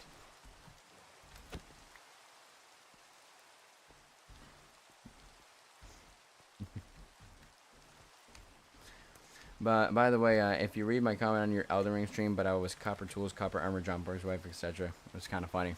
Yeah, I saw that. Everyone was making new accounts and calling and being like, making new accounts and shit and like changing their name. It was really strange. It definitely made for a fun beginning to the last Elden Ring stream, but you know, it was fun. If you do make a server, can I be a helper, please? Well, I wouldn't really probably have like a quote unquote mod team or whatever, or like a helper team. But I could definitely probably do something like that. Like maybe, I'm not sure. I'm probably not gonna make a server like anytime soon. But you know, just if I do, I do. But if I don't, then it probably shouldn't come as a surprise if I don't. Just preparing to set you up for sadness, you know, because I suck. So, let's hollow at this thing so I can place another chest. Alright, so I should probably put my fishing rod away, actually. Get the sticks on me. I have 2 more torches. 8 more torches, whatever. Okay. So, oh yes, we have to, my goal was to farm a little bit. I'm not gonna lie, it's kind of annoying having to go back and forth between this mountain and that mountain. I should probably have like a staircase, but one thing I kind of want to do instead of just like making a straight up staircase like whoop whoop whoop like right up down,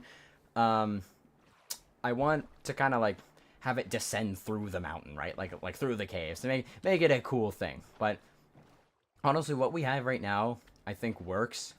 I think we can come back to that a little later. We can progress with other things at the moment. There are bigger fish to fry, I guess you could say. So, yeah. Let's see. Let me just check out some statistics here. We got 31 viewers. Wow. Hello, all 31 of the viewers. I appreciate your viewing.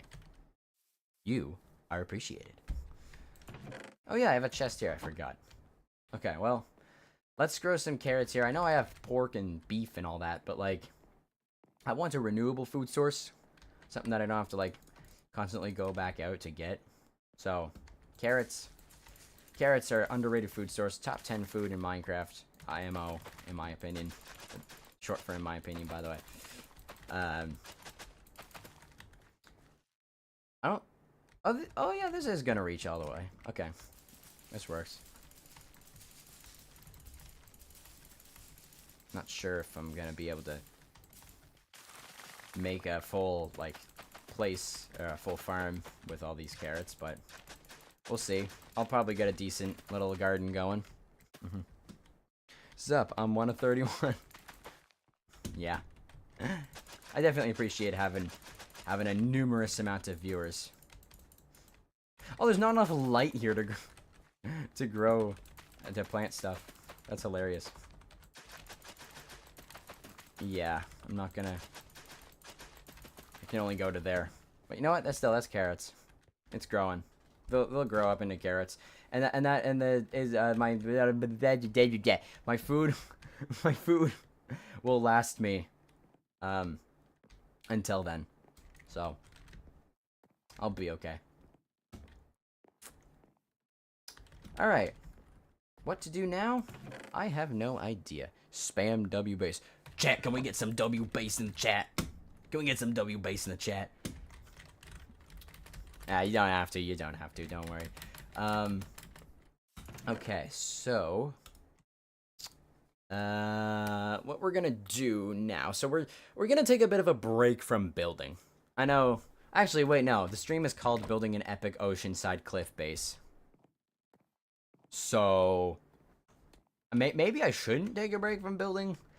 Maybe I should keep going. But I also kind of want to take a break from base building because building this base is kind of annoying with my current kind of like setup. Spam WS. Thank you, Blue Story Cavel. Thank you, X-Play Stuff. Thank you, Tasha Jade, for the W's. Thank you for the W's in the chat. Thank you. I appreciate it. Definitely. Will you stream on Twitch again? Probably not. And, like, I know, like, if you've been a long time, like, follower of me, I have flip-flopped between Twitch and YouTube, like, so many times. And it's basically just been me kind of like testing each one out and seeing which one I like, A, that I like better, and B, like which one I get more viewers on. And I definitely think that streaming on YouTube is better for me at the moment. I definitely think that streaming for me at least, I definitely think that streaming on YouTube right now is better for me at the moment, because all my base is on YouTube right now. That's where all my people come from. You know, I've had the last couple videos have absolutely popped off, which again I'm still super thankful for, and like super like appalled that it even did that. But yeah, I figured it was better to create an audience like on YouTube. So am I gonna stream on Twitch again? Probably not for the foreseeable future. Before stream today, I actually did remove my Twitch from the description of the stream and my default uploads. So probably not again, but you never know what happens. Hi everyone. Hello, William. Hello. And thank you for the W's. I appreciate it. Okay.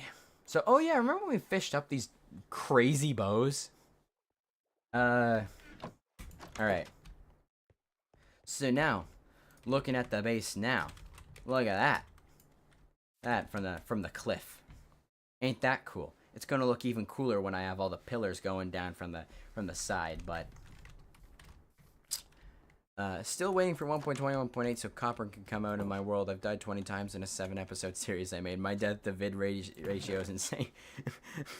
Yeah, I can understand why some people would want copper. But regarding 1.21.8, I don't think that that's going to have copper. I don't think that that's the copper drop, because 1.21.8 release candidate 1 released just randomly dropped like a couple days ago, and the copper stuff was nowhere to be seen, nowhere to be found. So I think that 1.21.8 is going to be like a bug fix update for Java, and then I guess maybe on the same thing for Bedrock. And then 1.21.9 is going to be the copper drop. And maybe we'll get to 1.21.10. God, I hope not, because 1.7 needs to keep that throne of most hot fixes with 1.7.10. Can you imagine having 1.21.10? No, I can't. I think 1.7.10 is the only one that sounds right, that feels right. You know, I'm definitely not biased against anything. So, yeah, it was crazy. Wait, what? No, I've waited for 1.21.8 for nothing. Yeah, I was confused too, because when I saw that that 1.21.8 release candidate 1 dropped, I was like, oh my god, wait, are copper tools on Java now? Because they'd been out for Bedrock for like 2 weeks, and just no. Wait, 1.21.8 came out, you know, just about. Wait, it's out? Really? I didn't even know that came out. I thought that was like still in development. Oh, okay. Then I guess 1.21.9 is going to be the copper drop. But that confused me. Like, I get that the Mojang team goes on vacation every summer, but like, I feel like they're back now, aren't they? Because they just released 1.21.8. So, aren't they back now? Yeah, they would have to be released today. Oh, I didn't know. It's verified. It came out. Oh, I didn't know that. Well, I'm still on 1.21.7, so I'm gonna wait. And because it doesn't add anything new, I'm not in a huge rush to update. So I'm gonna wait for my mods and stuff to update. Which, by the way, the whole game drop system, this is a nightmare for modders. Like, this is horrible, absolutely disgraceful for modders. I feel so bad for them, having to constantly update their version every fucking 2 weeks. this cliff. This is crazy. I can't even open Minecraft at this moment. The preview for this week was for the update before the copper one. Oh, okay. Yeah, they're back now. But like, how do we not have tools on Java yet? Like the copper tools on Java and the snapshots. Like, it's tools and armor. So they just copy paste code and change some values. I don't care what anyone says about bugs. There's no way. It's quite literally just copy paste tool code. There's nothing special about copper, at least as far as I know. I've seen a few people say that apparently copper has higher enchantability or something like gold. But like, in that case, just copy paste the gold tool code and make some value changes. Like, it cannot be that hard to add copper. And there's no buried treasure map. There was no buried treasure within a radius, so it just didn't generate a map. At least they get a free map though. That's nice. Ooh, the sun is setting. Yeah, well, Minecraft is a moment's bugging for me right now. Okay, well, what tips are there if you want to make a YouTube channel? Tips for making a YouTube channel. Make sure you're having fun. Make sure that you're actually liking what you're doing instead of like trying to chase algorithm. Make sure you're honest too. Don't lie. Don't rage bait. Don't clickbait. Don't do any of that. Like, make engaging titles, yeah, but like, don't like make it so that the entire point of your video, that your title outline just isn't there. But honestly, I'm not really big enough to the point where I should offer tips for anything, honestly. Like, I'm definitely still trying to like find my way through this whole thing. So, I don't know. Ooh, a dark oak forest. Maybe there's a pale garden attached to this. I'm not sure. Maybe they want to release copper tools with all the other features for that drop on Java. Maybe that could be it. Not gonna lie, after I had drops, this has slowly become the update that changed the world too, but on a somewhat smaller scale, and it came in the form of 20 different updates due to it now being drops. Yeah, there's more drops, but like, I don't like the drop system. I'm not a fan of it. Like, I definitely like getting small amounts of content here or there to like keep the game like fresh and interesting. Like, I'm not opposed to that, but it's kind of a nightmare to keep up with. And especially for modders, it's kind of a nightmare for them to update their mods, even though like Minecraft claims it wants to be like a mod-friendly game. Like we want to be able to have people mod our game. Like, we don't have anything against modern game, but it's like you're like releasing 20 updates a month. Like, it's kind of hard for us to. But like, we're never with drops, especially like a point I've seen brought up a lot is that with this drop system, there's so many updates that we're never gonna have another like major modding version at this rate. Because they're just going to be making new updates that they constantly need to update and stuff. So, we're never going to have a major modding version again. Pale Garden! Yay! Yeah. Fun fact, diamond is referred to as emerald in the code for diamond gear, as diamonds were originally named emerald. Oh. I didn't know that. I knew that diamonds were originally called emeralds, but I didn't. Are they still referred to as emeralds in the code? They can't be. Especially with, like, the flattening in 1.13, where they changed all the item IDs. There's no way that it's still called emerald in the code. Or maybe maybe it's like too much like refactoring that had to be done, like, to make it work like nicely or something. That could be it. Can't wait for 1.21 part 9. More parts to Gears and Clip. Why add copper tools if no one's going to make it? Yeah, see, that's my thought, is that copper tools don't really have a place in the progression. I think their best execution of the drop system was 1.21.4, followed up by 1.21.6. Yeah, absolutely. Drops are filler content between the major updates. Yeah, and I understand. Like I said, I like having little like updates of content here and there. Like, I'm definitely not opposed to that. But I also like the idea of updates feeling like they actually change stuff and not just being like rinky dinkle, here's this and this. Welcome to the Pale Garden. How long till a creaking spawns in? There's a creeper there. There's a creaking. Hello. Yo, what's up, dude? Hey. Let's actually not interact with the creaking right now. Yeah, I'd like the updates to have a bit more meaning behind them. Like, I would like at least some amount of like acknowledgement that there actually is going to be another major update at some point. Because like, we've gone a whole year since 1.21 released, and there's been no tell on 1.22 at all. Like, it's just been drops that add, like, little tiny rinky-dink features that don't really change anything. And, well, actually, I would say the Happy Gas drop is actually something that changes a lot, because that actually makes it so that you can build floating stuff now, which is nice. The Pale Garden is by far better than some of the major updates we've seen in Minecraft, yet it came out so quickly. Yeah, I would say that the Pale Garden is better than 1.20. I don't know if that's a hot take, but I would say, in my opinion, that the Pale Garden drop was a better update than all of 1.20. Just new biome, new mob, cool new mechanic. Maybe a little lacking on the, like, kind of, like, interesting features side. But, like, you know, I still think 1.20 and 1.4 was a cool update. Yeah. Yeah, Amethyst says, which resource do you think needs an update the most? Amethyst, resin, lapis, quartz, etc., etc. It was, oh wait, not amethyst ties with lapis. Definitely amethyst, though. What resource do I think needs an update? Well, quartz hasn't really had a use. It's basically just to make building blocks. So I think if any resource is going to get an update, I think it should be quartz. Yeah, I'm going to have to go with quartz on that one. Sorry, I missed that. What do you want 1.21 to have? I mean 1.20, 1.22. 1.22, I would like 1.22 to be an end update. Like, ever since the cave update came out, like, the end update has been the next update that's, like, probably the most requested update of all time. So, well, actually, I think the cave update is still probably the most requested update of all time at this point.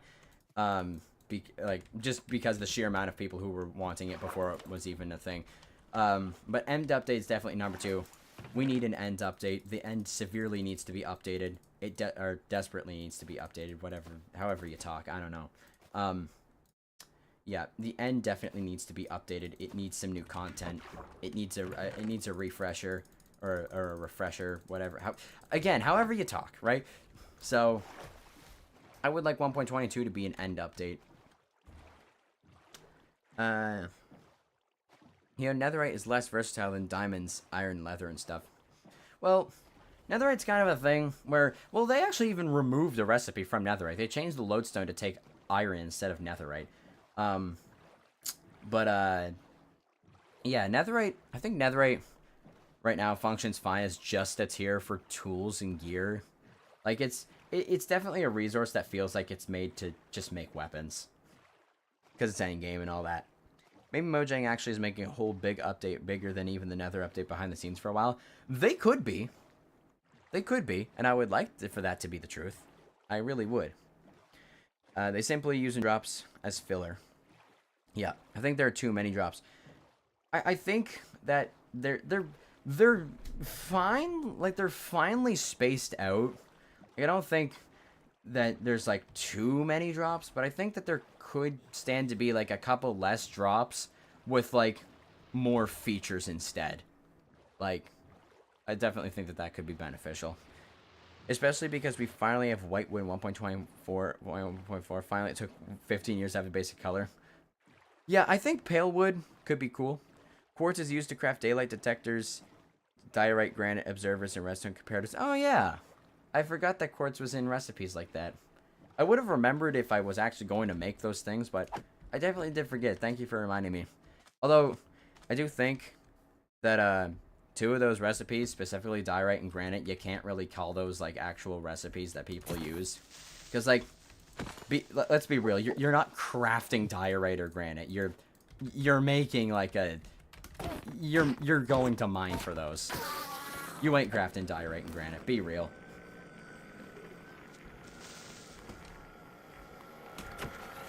Gotta be careful fighting these mobs. Oh my! Oh, baby zombie! Oh, jeez, I didn't even see him. I store a couple of things in my bundle here. Yep. Maybe get an ender pearl from this guy. Let's see. Yeah, ender pearl. Mine an ender pearl.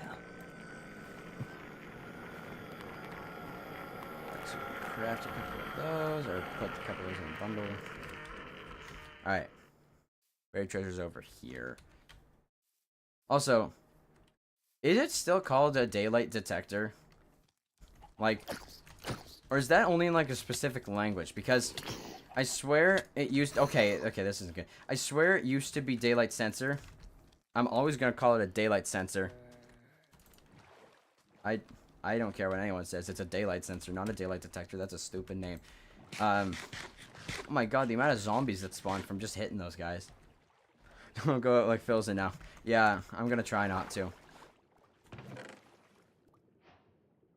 Holy items. Wow.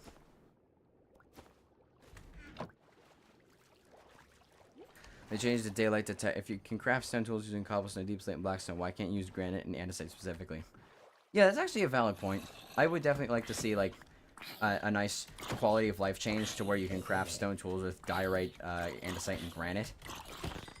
Because I can tell you, like it happens oddly often to me where I'll like dig down 3 blocks when making a new world to get stone, and I dig into like specifically like a vein of diorite, andesite, or granite. Like it's annoying because I have to go somewhere else now to make stone tools. It's like I feel like that should be a thing that's changed. They changed the daylight detector for no reason. Yeah, I don't remember. Ugh, I don't remember when they made that change, but it definitely was not necessary. There was nothing wrong with daylight sensor. Where am I going? Oh yeah, I was going to find the buried treasure.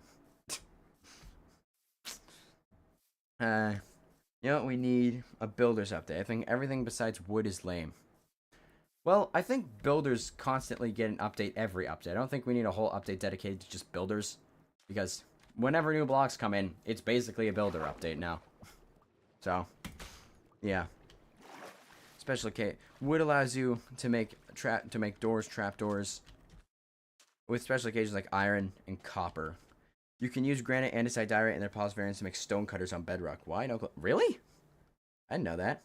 I think stone needs its own variant of special build blocks that can be interacted with. Yeah. That could be cool too. Opinions on vertical slabs? I don't know why they're not a thing. I don't know why Mojang are so against adding them. Now, I understand like they say it's because we don't want to encourage players to like, you know, only think of one way to do stuff. Like that's why we don't want to add furniture, you know, because we don't want to encourage players to like not be creative. Like using stairs and stuff as chairs is like a staple feature of Minecraft and stuff. We don't want to encourage players to not think like that anymore. And it's like, okay, but like vertical slabs are useful. That doesn't, like, you don't have to add furniture if you add vertical slabs, first of all.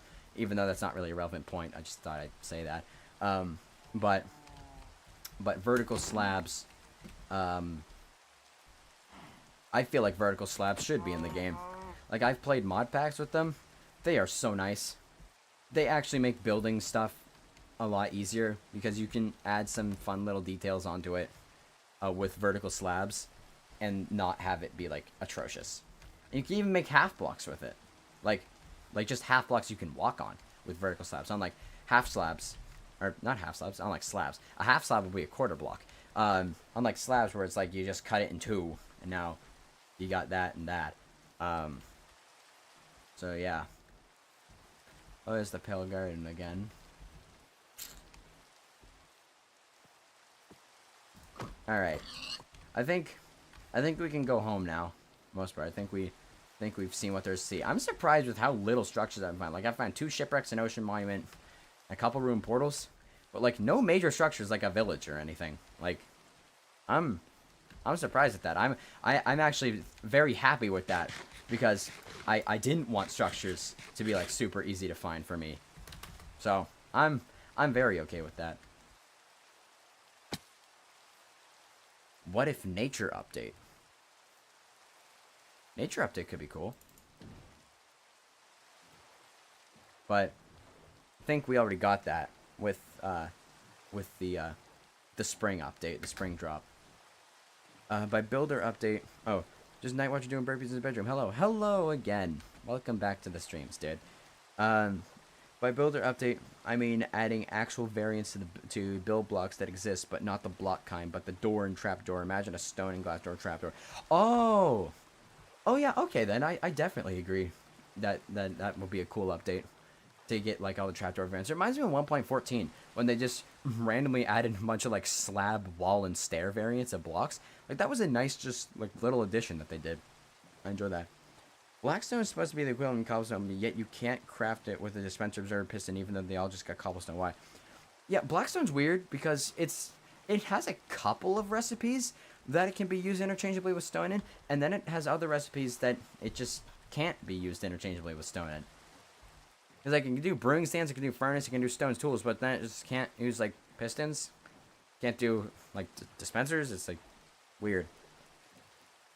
I got a stone variants, polished brick, smooth cut, chisel, etc. chart to see what is missing. Any questions? I don't really have any questions at the moment, but if I do, I'll let you know. I should restore some items again. God, I've got too much. Got too much on me. I gotta go home. With vertical slabs, you can make literally a whole ass chair. Just two on both sides of the stair and one on top. Yeah. And see, with vertical slabs, you could be even more creative with your furniture idea. So boom, take that, Mojang. Another reason why vertical slabs should be in the game. I hope 1.22 will be great. Yeah, I do too. I really hope 1.22 just knocks it out of the park and like generates a huge amount of hype. It's gonna happen. 1.22 is definitely gonna happen, but when?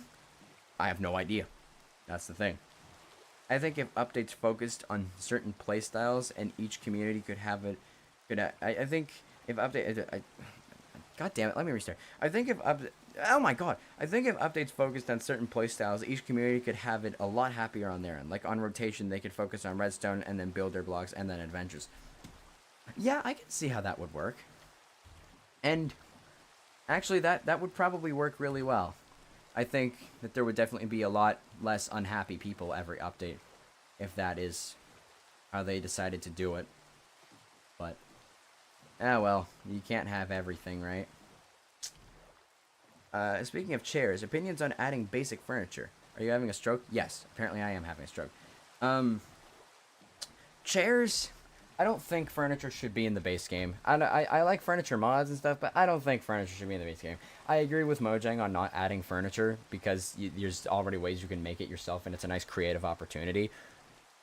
But I don't think there should be furniture.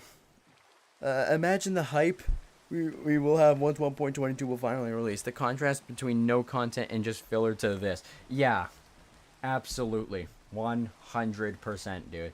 Like, I'm actually hyped for when 1.22 comes out already because I'm tired of just getting drops and having half the stuff be like, feel like it was just shoehorned in there for the sake of making new content. It's gonna be crazy. I'd rather 1.22 be the bug fix update or the optimization update over something like a crafting or building update. Well, that's originally what 1.13 was gonna be, and then 1.14 was gonna be the aquatic update, but they ended up merging the two together and just made 1.13 the aquatic update and the bug fix optimization, which was really funny because that didn't work at all. It actually made the game run a lot worse. So, but they've been improving upon it. They've been fixing that mistake, and I think it's pretty much in a good spot now. They should add sharks to the game because we have dolphins. Well, they said they aren't going to add sharks because they don't want to encourage people to approach sharks in real life. Because apparently everything you see in a video game is real, right? Like, genuinely, that pisses me off. Genuinely. Hire me, Mojang. If not as code, then as an idea. Don't have to pay me to make... Don't have to pay me to make me give suggestions. For real. I'd like a food update, not gonna lie. Kind of adding Farmer's Delight into the game.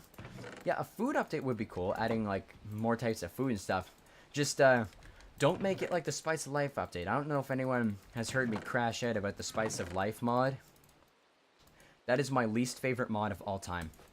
I hate it so much. It's just, it's not fun. It's just annoying. Because the inventory problem already sucks. So Spice of Life already just makes it so that you have more of an issue with carrying stuff, because now you have to carry all this different types of food on you, because when you eat, your diet's imbalanced, and now you don't get as much healing from the food. It's like, shut the fuck up. Like, I don't give a shit.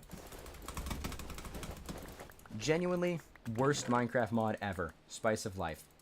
I will never play with that mod installed ever. I hate it. I hate it with a burning passion. That rant is now over, by the way, just so you know. Come on, I hate bundle controls. I hate them. It's kind of crazy it took Mojang up until 1.20 to fix its fucking lighting system. Was the lighting system ever really broken? Like, I know there was, like, the random dark patches bug and stuff, but, like, was it ever really badly broken? Because I don't remember there being, like, specifically issues with lighting. Maybe I'm just dumb. I don't know. Yeah, I wouldn't want to walk into a shark's mouth like I did in Minecraft. It wouldn't bite me, since we all know Minecraft is totally realistic in real life, yeah. There's a lot of endangered species of sharks. Having them be hostile mobs would be bad, but I can see sharks being some sort of neutral mob like Enderman or Piglins. Yeah, because I'm pretty sure it's in real life, too. It's like, sharks don't attack you unless they feel threatened. Like, they aren't just these bloodthirsty killers. Like, they only attack if they feel threatened. So, or I could be wrong. Again, I'm not a sharkologist, marine biologist, whatever the fuck it's called. They don't want to villainize sharks by making them look hostile and don't want to make them passive to make people think sharks aren't dangerous. And that's understandable, but again, like, why are we limiting what we can add to a video game because you think people are stupid enough to try it in real life?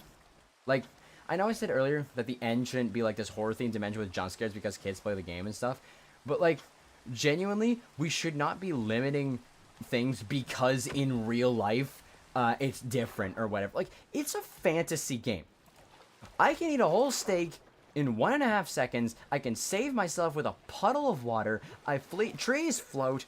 Like, there's random amalgamations of moss that blow up when they get near you. Like, this is not a realistic game. Why are we so focused on realism? And that is what pisses me off the most. It's only bad if the players playing are a bunch of shark murderers. Well, I would say that people are just dumb if they actually approach a shark in real life because they saw it in Minecraft. And, like, legitimately, like, if you're gonna use the argument that, oh, kids play it and kids are dumb, yeah, kids are dumb, but, like, I'm pretty sure the first thing you learn about sharks as a kid is that they're dangerous and that you shouldn't approach them. Like, I feel like I've known that sharks were dangerous for, like, my entire life. I can't remember a time where I didn't think sharks were dangerous or thought it was a good idea to approach a shark ever. Like, hell, even Finding Nemo made the sharks villains. So, like, come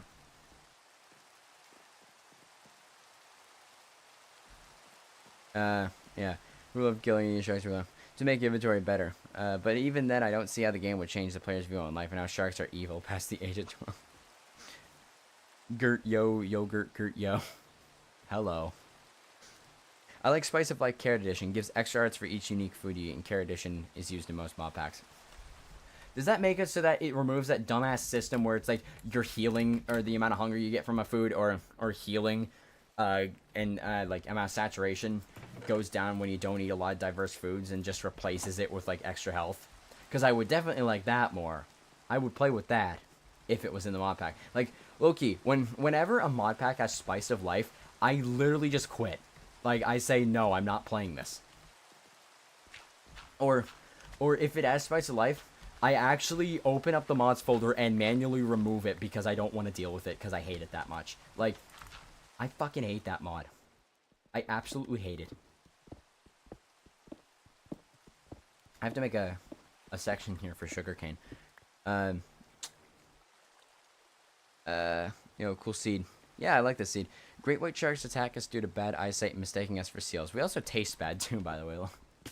Well, good thing, right? Good thing we taste bad. Yeah. Sharks can smell blood. Maybe, what version are you on? 1.20, 1.7, as you can see in the top left there. Sharks can smell blood. Maybe we would make it so sharks neutral but become hostile once it detects a fish dying in its area. Yeah, that could be cool. But again, that would make it so that you can't like farm fish like with the sword and stuff in the area, and that would be kind of weird. Uh, make it neutral like that, or if you attack it, natural selection for the kids who drown. Yeah, exactly, natural selection. I mean, the Darwin Awards, you know. Yeah. So, if Mojang added it and players tried it in real life, Mojang did the world a favor. For real, honestly. If you actually genuinely think it's a good idea to approach a shark in real life, get some mental help. Like, cause you need it. Cause that's just dumb. Like, what are you doing? Approaching a shark? Are you stupid? Like, jeez. Um, yeah, Carrot Edition removes the scaling and just adds more health. Oh, okay. Then, if that was in a mod pack, I would play with it. But I wouldn't be able to recognize it. I would just say, oh, it's Spice of Life. Or maybe sharks attack players below full health. Yeah, or like if a player takes I wouldn't say full health, but like if a player takes like damage in its area, then it might attack you. But not like drowning damage, like damage that would like elicit like blood to be like expelled from your body, right?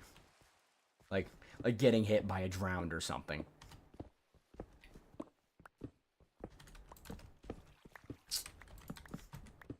I think that would work.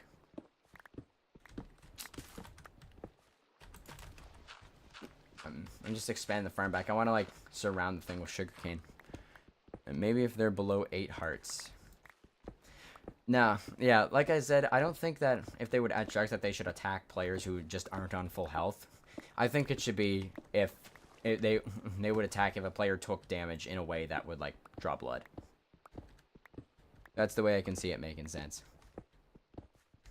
Maybe in general, if an enemy takes damage, shark will start attacking. Maybe once they hit 15 HP, like a real entry, they start sniffing you out. Yeah, but drowning does 1 heart of damage, so that's like 2.5 hearts or something for 15 HP, which is like three drown damages or something. So yeah.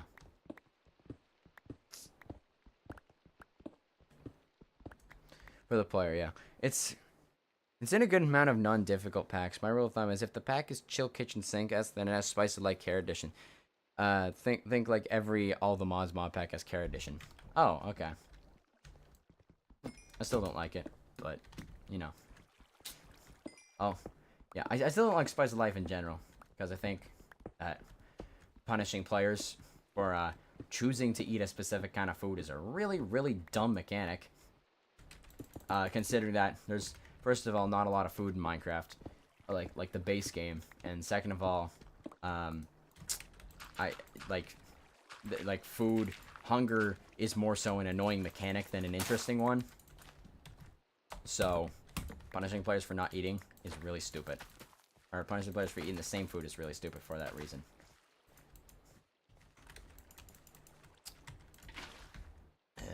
Let's fill out this area with water.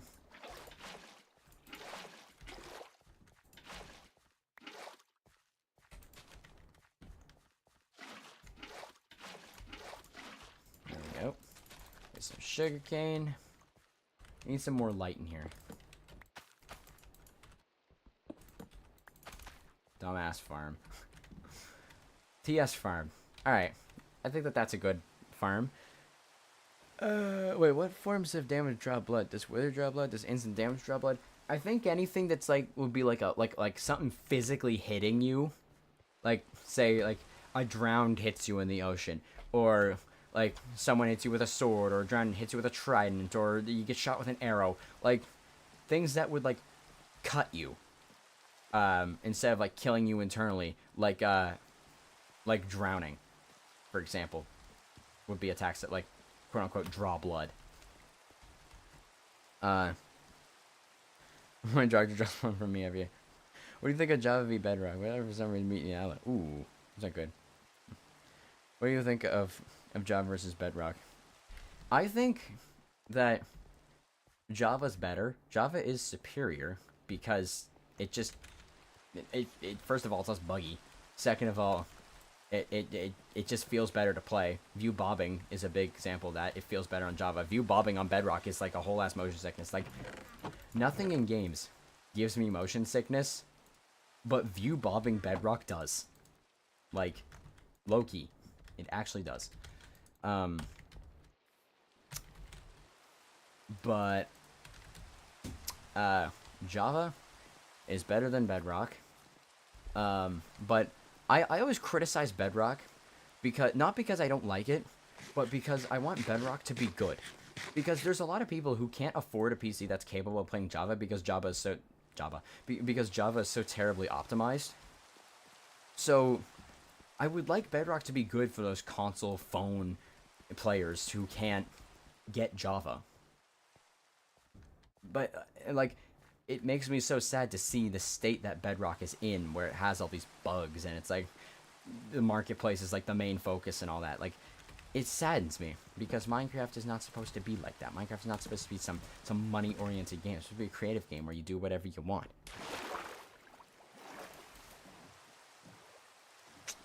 I'm gonna say, punches also draw blood, but you need enough punches for it too, though. We're going to measure how many punches you get. I don't know. This is an interesting thing. This is a debate that we could have about sharks in Minecraft, how they would work. Oh, nice. It stopped raining. Fun fact: Muhammad Ali is an honorary citizen of Bangladesh. I didn't know that. That's cool. I play Java a lot more than Bedrock, but Bedrock always gets updated first. So if you like previews, head on to Bedrock. Yeah, Bedrock doesn't always get updated first. I don't think. I haven't like noticed that trend at all. I think it's usually Java that gets updated first, but like when it's the summer months and the Java team is on vacation, if there's new features, it does get into a Bedrock preview first then. But yeah. A lot of bugs are lag related. Yeah, that's true. Why are we talking about sharks in Minecraft? Because we brought it up as an idea that sharks should be in Minecraft. Alright, so we made some good progress today on the base. We had some good chats. And you know what? I think maybe that might be a good place to close off stream today.